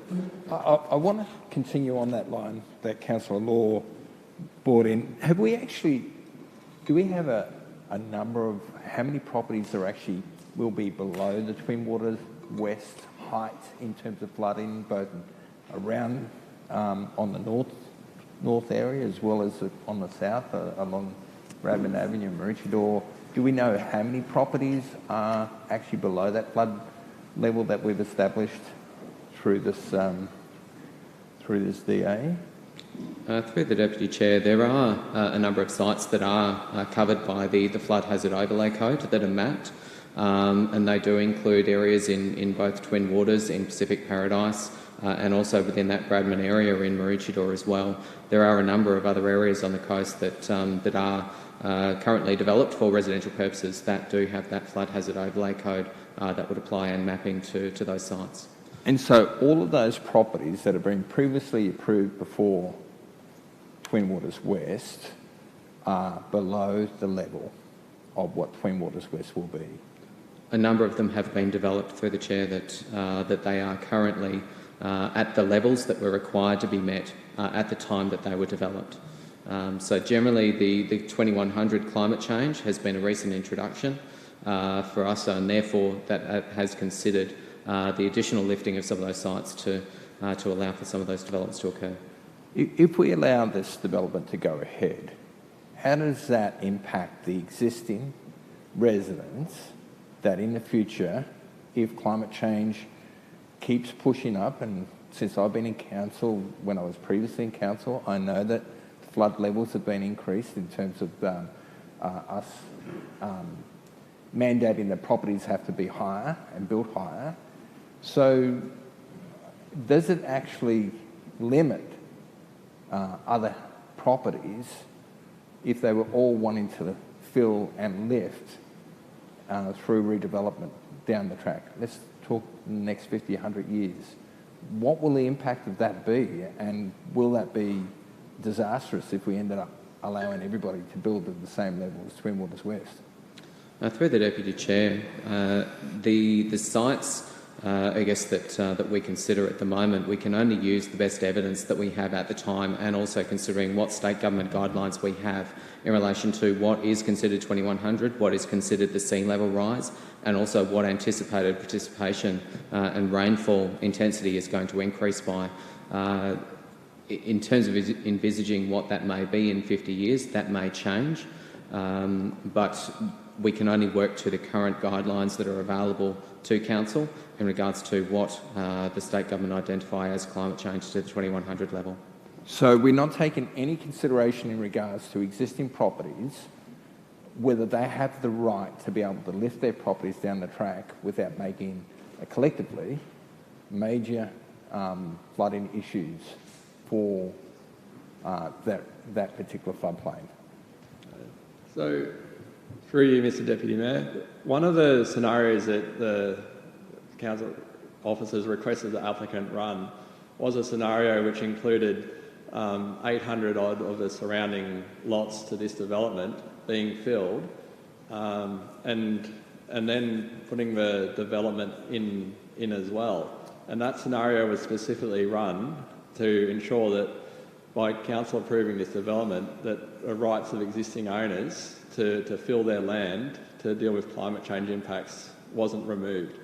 So Councillor Hungerford identified the impacts within Pacific Paradise from that scenario, and that was some increase in roads within Pacific Paradise of 40 odd millimetres. So what that analysis showed is that this approving this development doesn't limit any of the surrounding lot owners or residential lot owners filling their land to deal with climate change, and remembering too that filling of a land is one option to deal with climate change. Other options can be to improve the flood resilience of buildings or build buildings up as an elevated structure. Thank you. So you address the 800 houses that join in, the 800 dwellings, but obviously we know that Pacific Paradise, Majimba, Maroochydore and Cotton Tree are all part of that floodplain, and was that modelled at all? Not as, I through you, Mr Deputy Chair, no, not as part of this development. I'd suggest it's something that our stormwater and policy unit could look at, and noting that with respect to council's planning requirements, we have a half a metre freeboard to the 2100 level for any new lots being created or any floor level. So if you did have those impacts from filling, they would reduce that freeboard by a small amount, but not a significant amount that would result in above floor flooding, for instance. Just one final question, and it relates to the safe refuge building for flooding. I want to know what triggered that requirement and whether this is the only land development on the Sunshine Coast that condition has ever been applied to. Through you, Mr Deputy Mayor.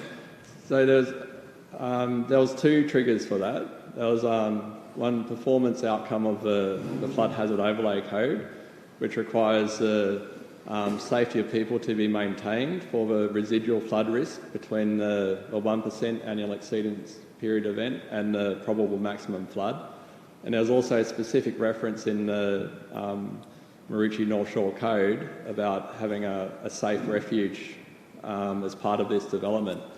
So in terms of developments which have incorporated this previously, there are a number of developments such as retirement communities that have been developed in the Pacific Paradise area, and they have been required to have communal areas located above the probable maximum flood with power, water, all their services, so that those residents can shelter during that flood event. So there's a number of instances where that has been incorporated into those types of development.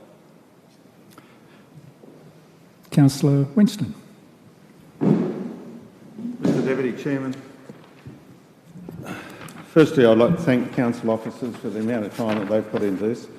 I'd also like to thank fellow councillors for the literally days of discussion that have gone on in relation to this overall application.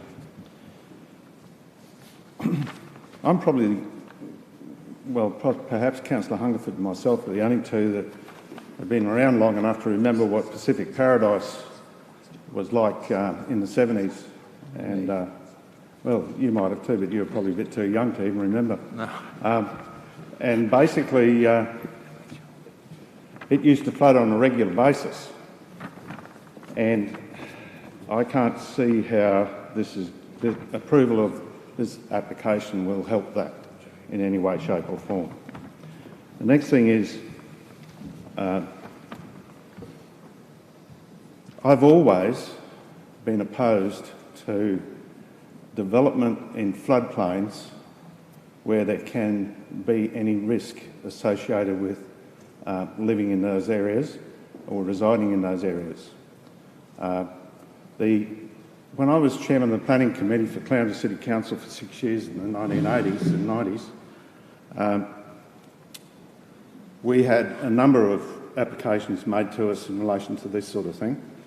And with the exception of Kawana Estates, which was approved by the state government, I don't believe we ever approved a development in the floodplain.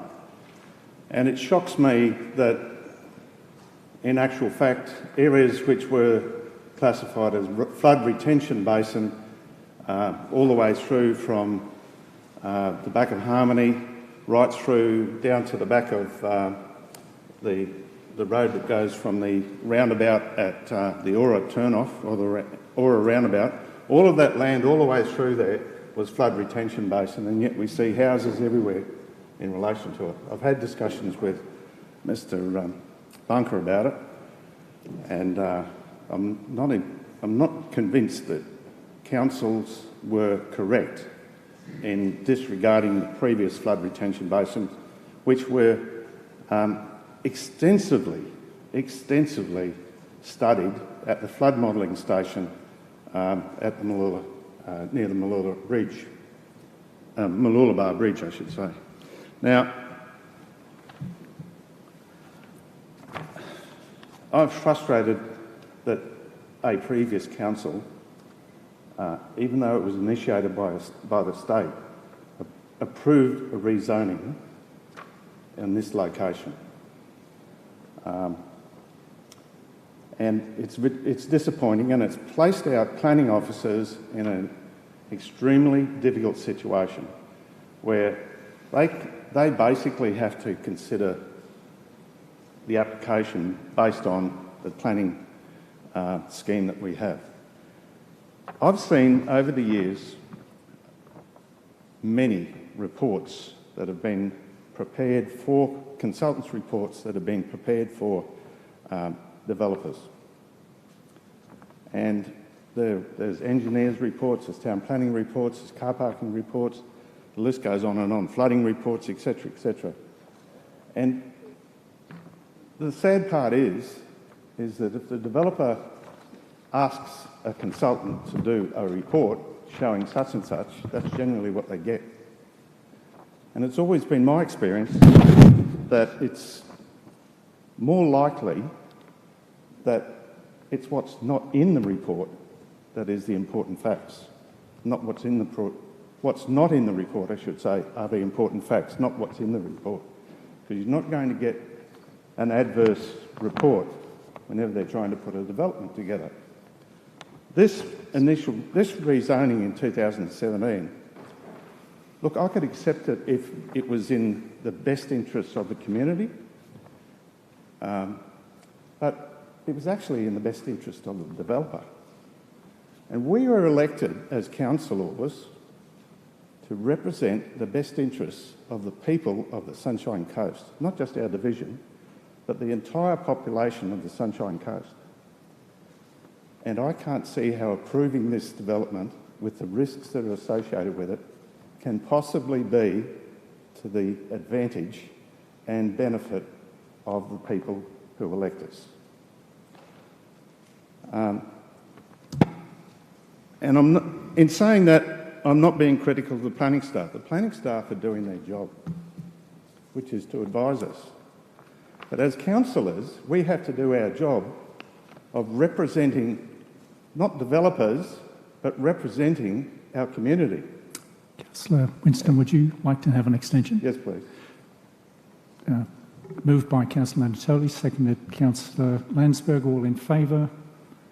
Carry on. Well, it won't be much longer.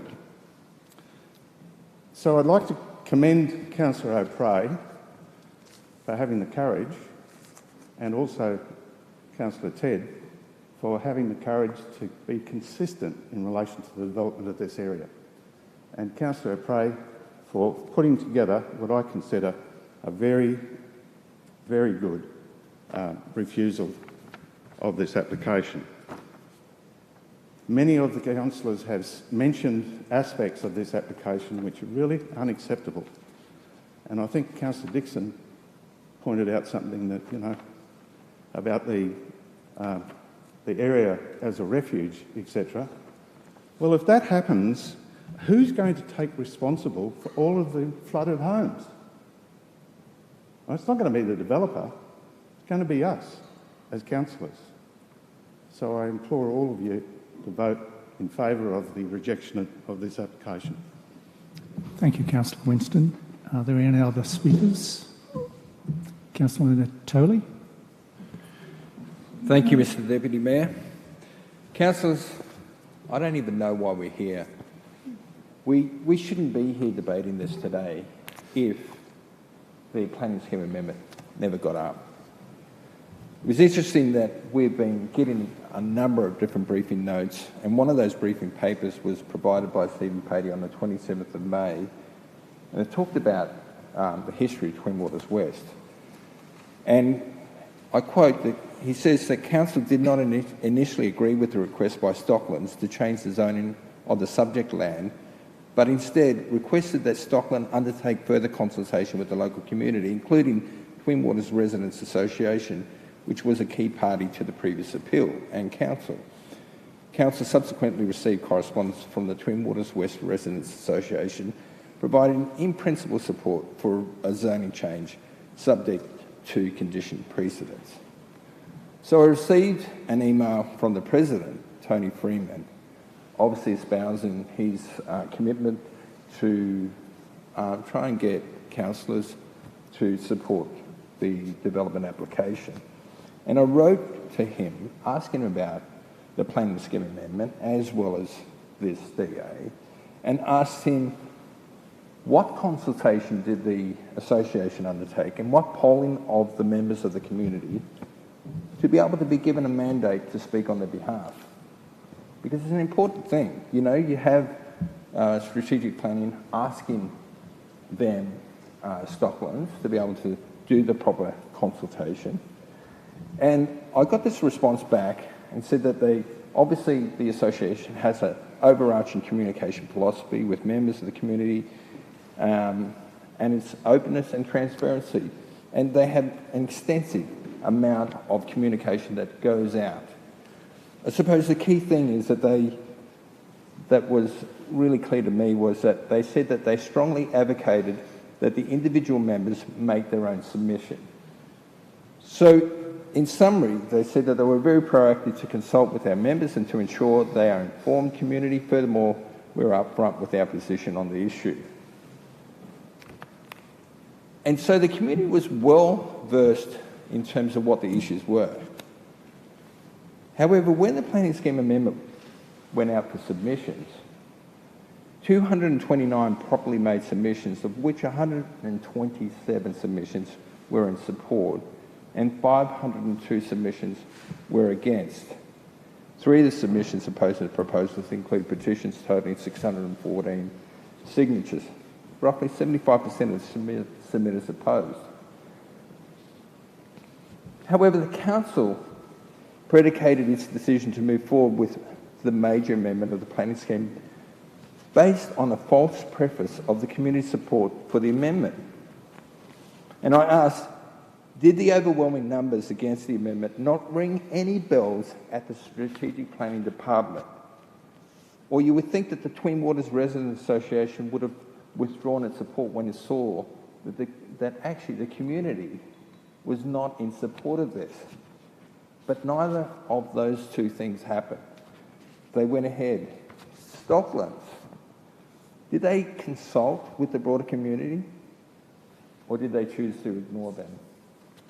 What validation of the community consultation did the council undertake in terms of both what representation the association of Stockland had given them to justify them moving ahead with the amendment?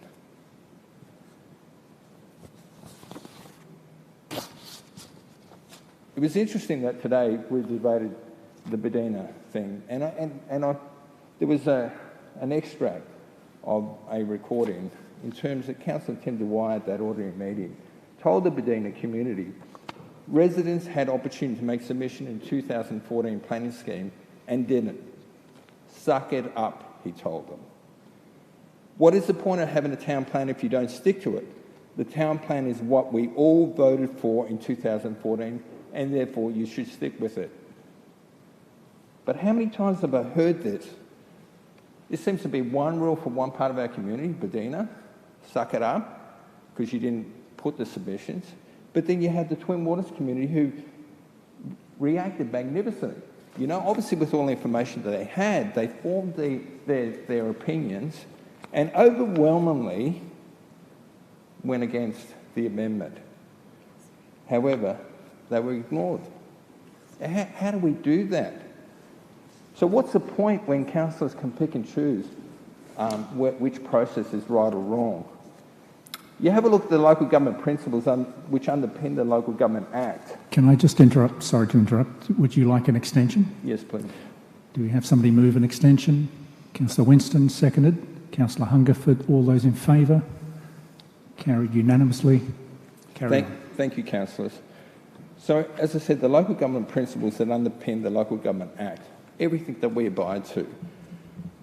And the principles are that A, transparent and effective processes and decision-making in the public interest, and C, I won't read the whole lot, but it talks about democratic representation, social inclusion, and meaningful community engagement. And I don't believe that that actually happened. However, we have to move on, and we've got to this stage now that we've got a DA in front of us that I honestly believe should not even get to this point, because it should have been knocked on the head. You know, we should have supported that community, and there's no reason why we need to go out to public consultation if we're not going to listen to them. So I ask the question, who are we actually listening to when it comes to this? And it's obvious. We must be listening to the developer. We're not listening to the community because we are ignoring the community when they talk back to us. So how can that be meaningful? How can we be undertaking our obligations of the principles of the Local Government Act that basically set the rules for our engagement? So, councillors, I have some real issues with where we are at this stage. And we have 388 properly made submissions, 132 in support and 285 against this DA here. We've heard about a whole range of issues, the adverse flooding impacts, issues of climate change, rising sea levels, increased build-up, and impact on other developments, including the new airport runway, new housing developments, the Maroochy River Golf Course, etc., the Maroochy North Shore development fill-in, and the floodplain of Twin Waters West, and subsequent loss of flood storage would also create a worsening of flood impacts in neighbouring suburbs on both sides of the river, including Bradman Avenue, Pacific Paradise and Majimba, which are already flood-prone. And as Councillor Winston, I've seen it flood in Maroochydore quite significantly.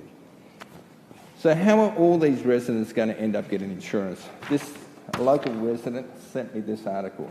It's headed Insurance Council's Warning.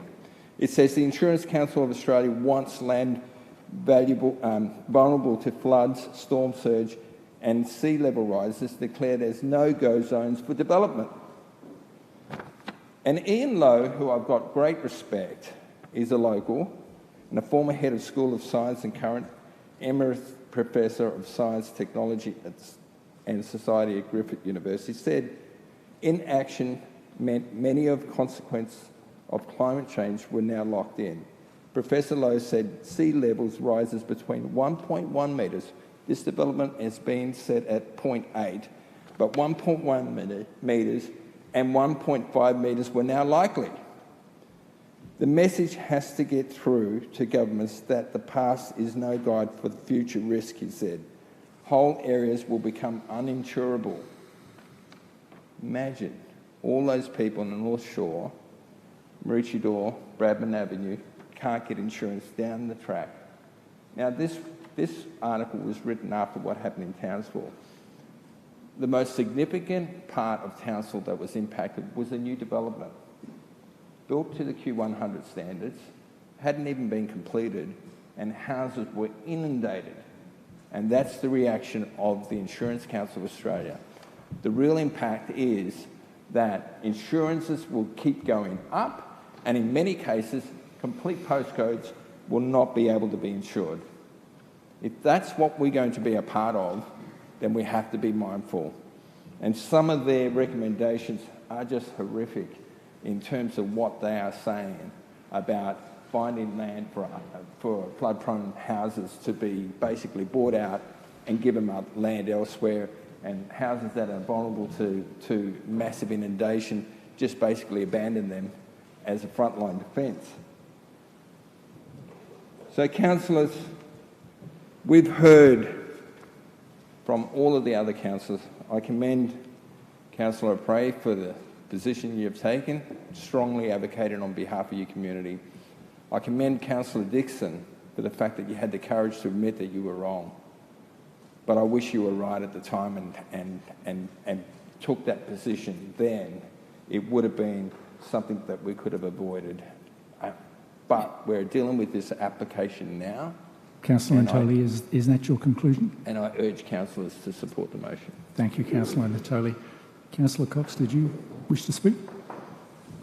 Yes, thanks, Mr Deputy Mayor.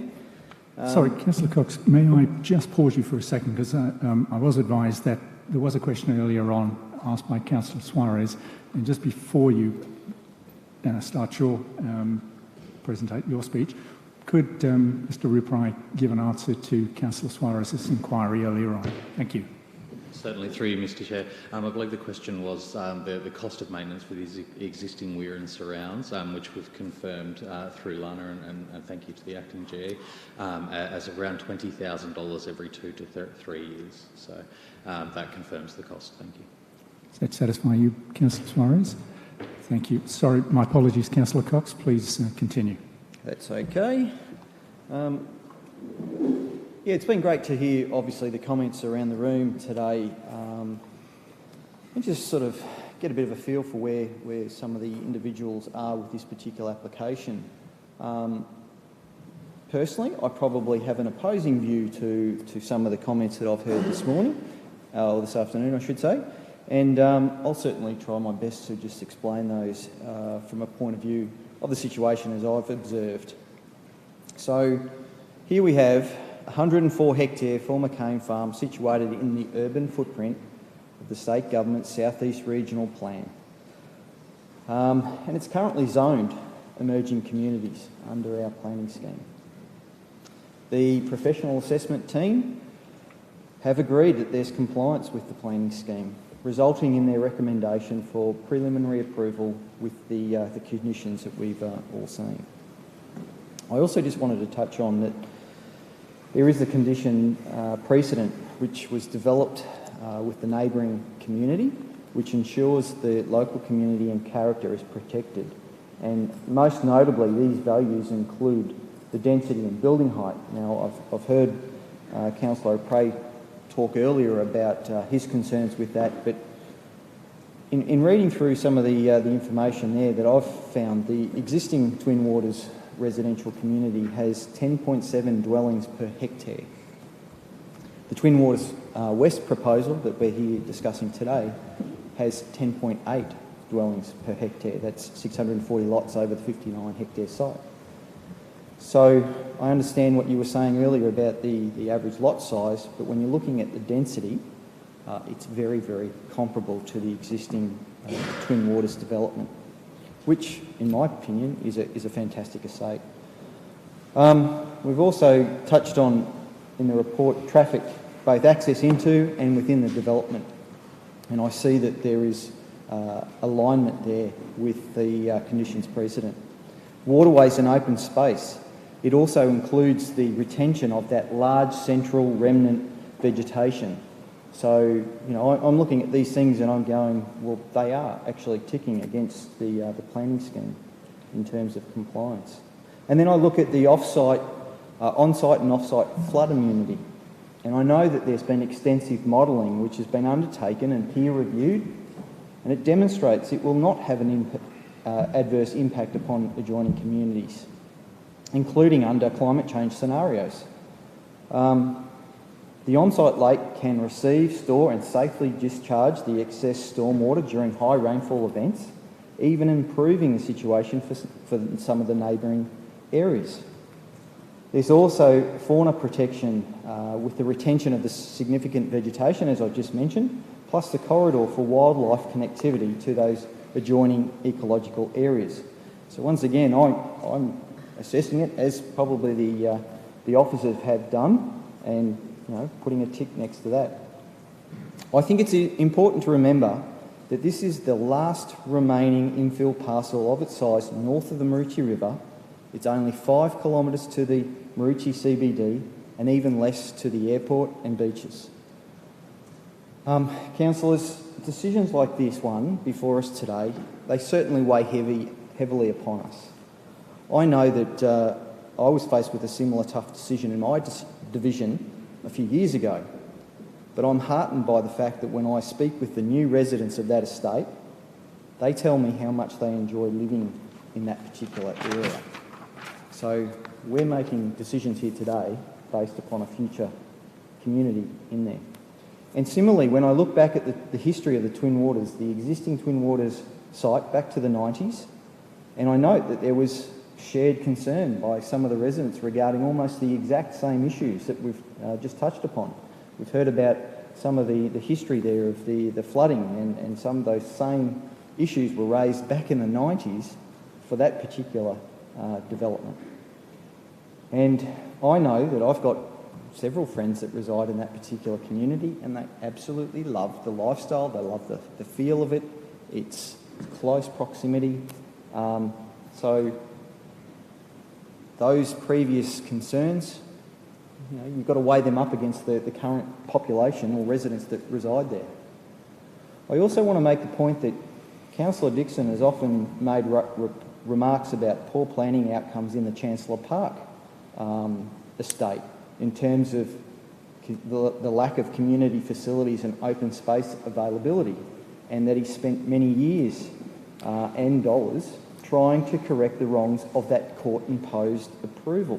Can I just interrupt again? My apologies. Would you like an extension? Yes, please. Can we have a mover? Councillor Suarez, seconded Councillor Law. All those in favour?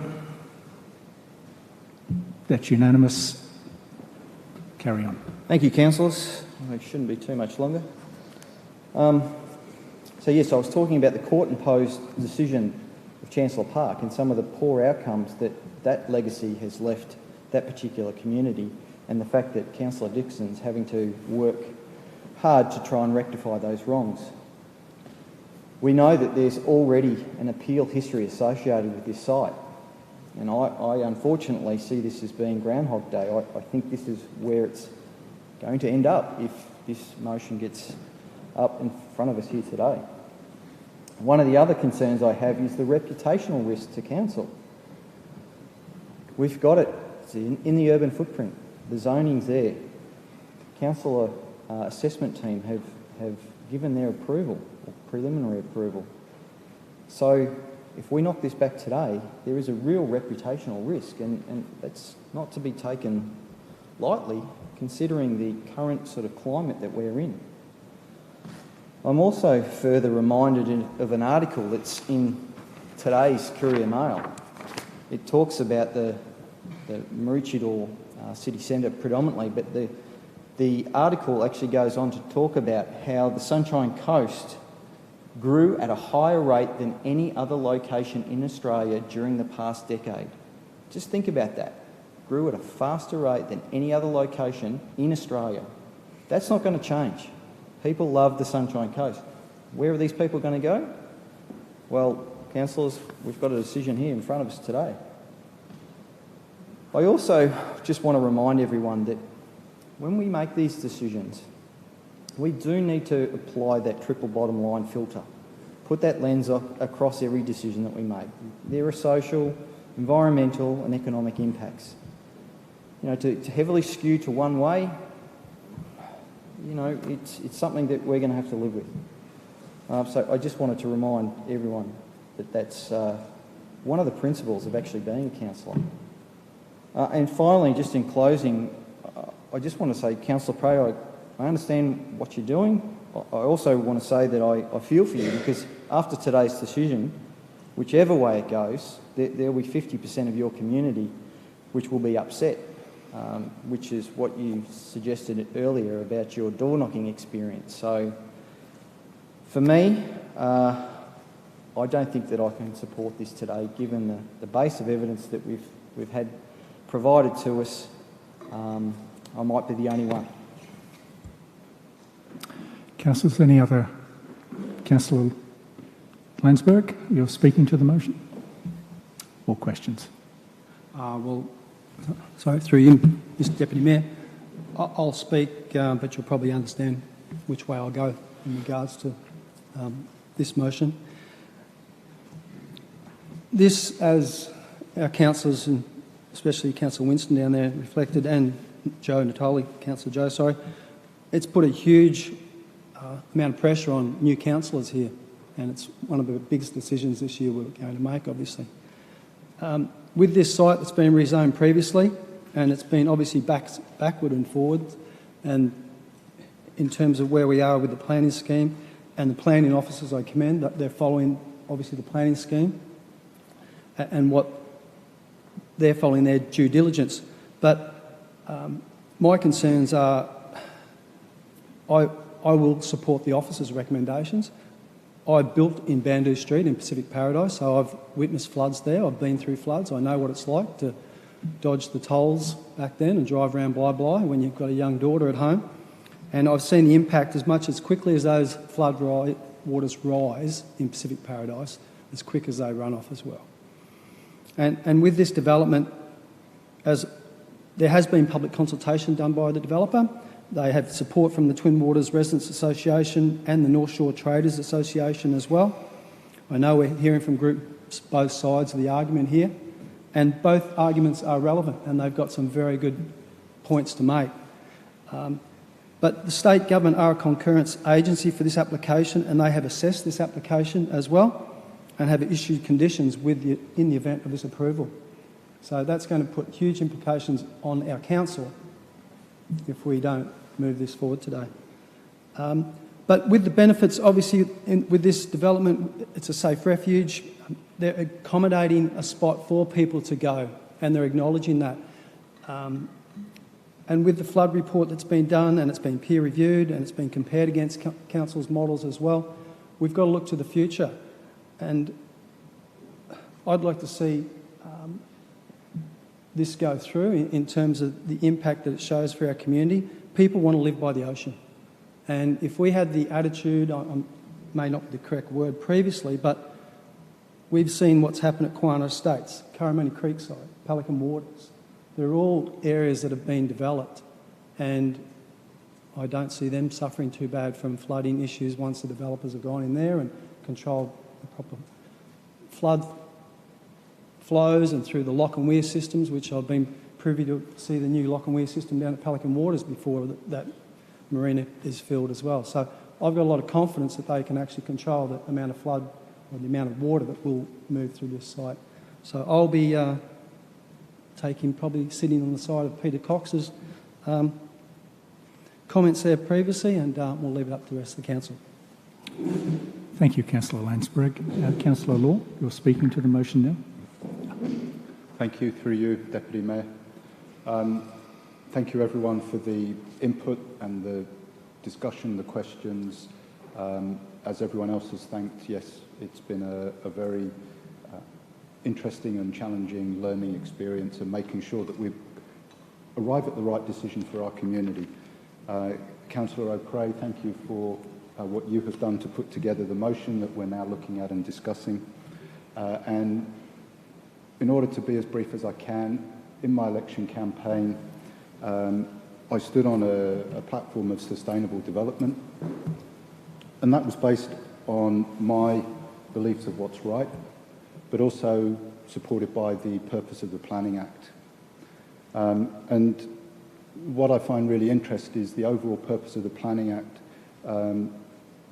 Just the beginning of that focuses and comments and states all about ecological sustainability, protecting ecological processes and natural systems, conserving, enhancing, restoring life-supporting capacities of the air, ecosystem, soil, water for present and future generations.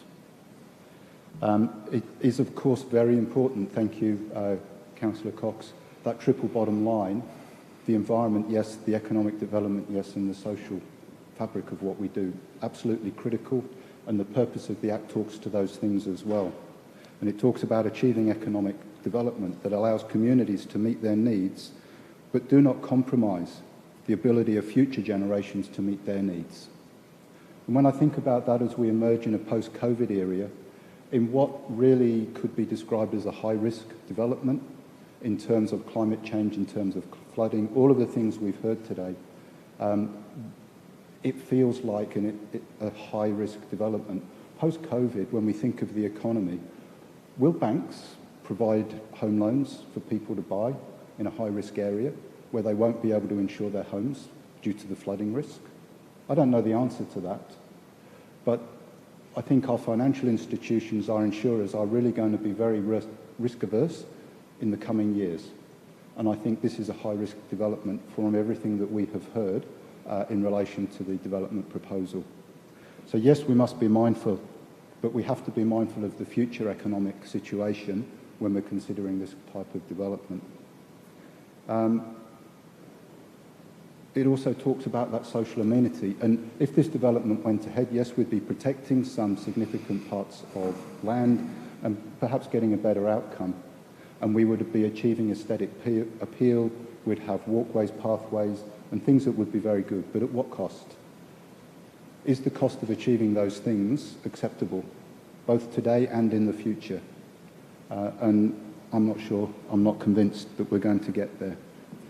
But really, in summary, is the legacy of our decision today will either be, I believe, a future burden on council, insurers and individuals on either protecting themselves against adverse climate changes or having to pay for and clear up afterwards. And I'm not sure that's something that we can make a decision to put ourselves at risk of doing that. So, Councillor O'Prey, thank you for your alternate motion. I think it's really given us an opportunity to put forward a very strong refusal of the report that was, and the report and resolution originally in front of us. So I will be supporting your resolution. Thank you. Thank you, Councillor Law. Councillor Suarez. Through you, Deputy Mayor. I thank everyone for their points of discussion today. I think it's been a really good and interesting and robust discussion. When we do think about the Sunshine Coast Planning Scheme 2014 Major Amendment number 12, for this amendment to occur, Council had required demonstration of the community consultation and community support. The Twin Waters Residents Association provided that required support and did so with the proviso of the 9 conditions precedents. Now, when I met with that group, they emphasised their mantra, equal to or better than Twin Waters. That's what they want. In their July 2019 newsletter, this association highlighted flooding and also lot sizes and densities of most concern to their group and their residents that they represent. Councillor Cox touched on the information that's in the report in terms of dwellings per hectare, which shows that there isn't much difference. Twin Waters West had 10.8 and Twin Waters had 10.7. However, when you have a look at the average lot size, Twin Waters West would have an average lot size of 551 square metres per lot, where Twin Waters existing has an average lot size of 705.9 square metres per lot. It's a significant difference. There are 2 large lots within the existing Twin Waters residential development, one being 3,295 square metres and one being 1,700 square metres. But even when you remove those large lots, it's still not equal to or better than Twin Waters, with the lot size being 703 square metres. The community support for the planning scheme change in the development application was not reflected in the submissions made to Council, with submissions in opposition to the scheme amendment and to the development application far outweighing those that were in favour. The flooding was the second issue that this group were most concerned with, and the flood model provided for this application has been reviewed and assessed as no unacceptable flood impacts are predicted to result from the development. Now, I'm not a hydrologist, and the Twin Waters Residents Associations aren't hydrologists, and they are counting on Council to make the best decision for them in terms of the detail of this application. However, the definition of unacceptable is a point of contention between the report's experts and community experts who have previously worked in this field. Being involved with the Coastal Hazard Adaptation Strategy Group, I'm gaining a better understanding of the impending impacts that climate change will have upon our oceans and waterways, and what that means for Council in managing risks and our planning decisions and protection of current and future infrastructure. Our government bases its climate modelling on assessments provided by the Intergovernmental Panel on Climate Change, and these figures have come through their report in 2014. The projection of sea level rise from the 2014 report is 0.8 metres, which has been used for the predictive flood modelling. However, the IPCC has recently declared that a sea level rise of up to 1.1 metres is now more likely. While 1.1 metres is not the current level that is mandated for use in the flood modelling, it is expected that it eventually will be. This validates the uncertainty around the flood modelling that has been presented in the report. It also seems to be quite an oxymoron to say that there will be no adverse flooding impacts to this development. However, there's a requirement for the developer to include a 1,500 square metre safe refuge building to cater for the at-risk population. The development also proposes to drastically reduce the majority of required buffers. This application does this by either including road reserve areas in the buffer zone or simply reducing the distance altogether. The most significant of these is the buffer to the Sunshine Motorway, which has been reduced from 40 to 20 metres. This remaining 20 metres is also required to accommodate the Camcos corridor, leaving approximately only 5 to 6 metres of vegetated buffer between the heavy rail corridor and residents' back fence. The proposed development also places dwelling within the resource separation area, while the resource can be accessed, but at what cost to residents nearby? One of the things that our supporters had been emailing me about in terms of this application is the provision of jobs that would be provided if this application went through, and that is definitely a bonus to the community. However, it's a short-term benefit, and it versus the thousands of residents that would be unable to insure their homes, as Councillor David just mentioned before. And there's an over-reliance on engineering to make this development successful. Over-reliance on engineering for water quality, over-reliance on providing adequate water to the centrally environmentally significant vegetation. And Councillor Cox touched on sustainable development practices of economic, social and environmental impacts, and Councillor Law summed it up brilliantly, that it will be a future burden on the council and the community, and that the economic benefits, social benefits and environmental benefits do not outweigh the negatives. Do you want an extension? Last point. Last point. So I commend Councillor O'Prey for the rationale behind the motion that is before us today, and I support you in this. Thank you. Thank you, Councillor Suarez. Councillors, I think that means that everybody has spoken except myself, so if I may, I'd like to rise to speak to Councillor O'Prey's motion.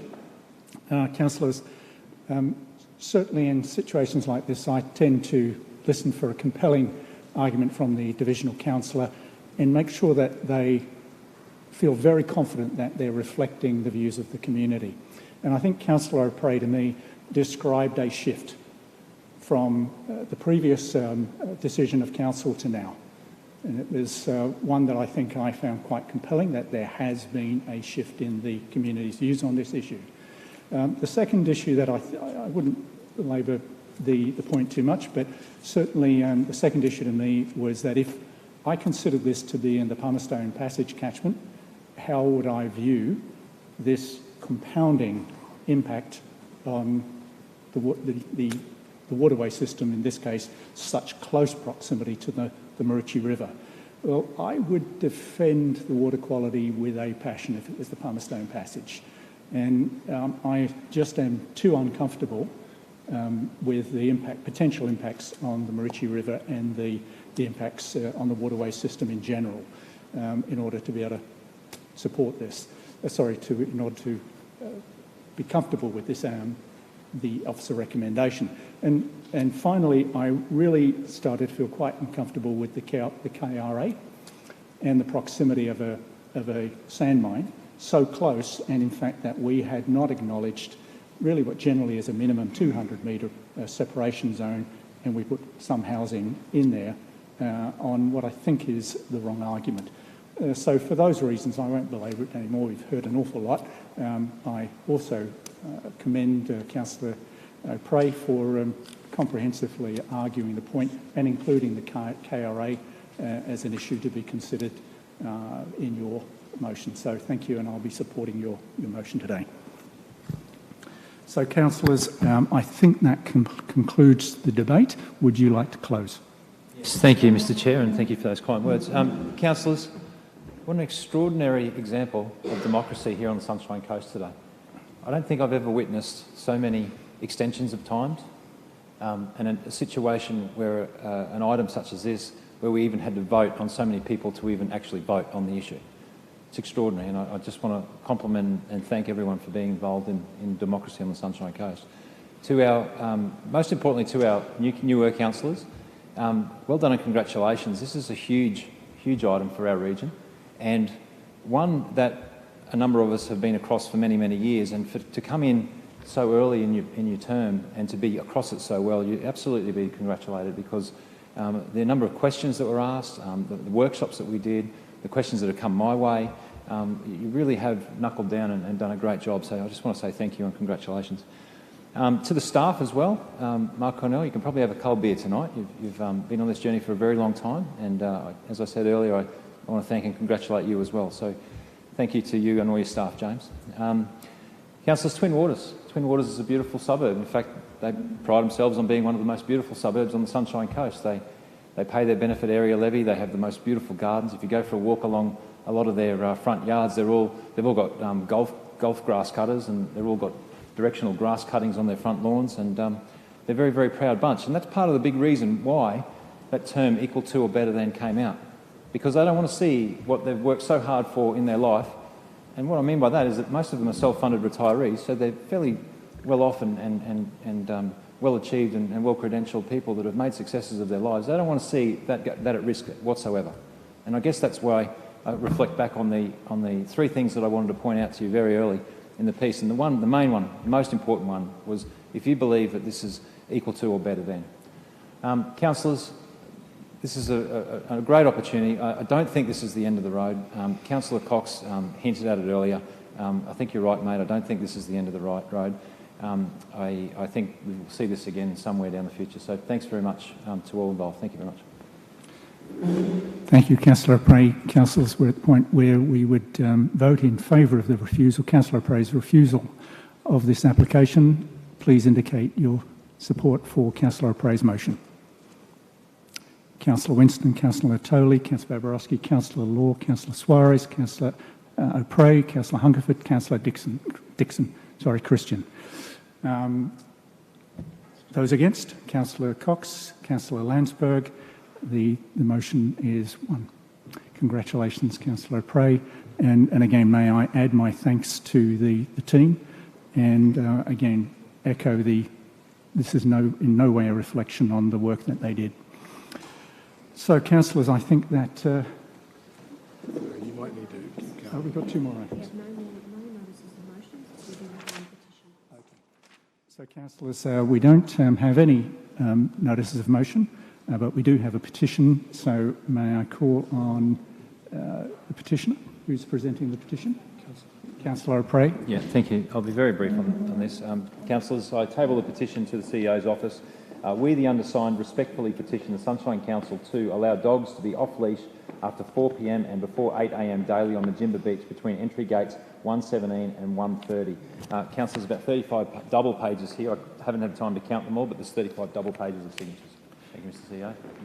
Can I have a councillor move that we receive the petition? Councillor Hungerford, seconded. Councillor Law, all those in favour?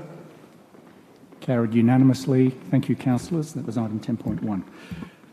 I think that now concludes a marathon. Thank you very much, councillors. Thank you very much to meeting management And thank you very much to the senior staff executive and the staff presenting today.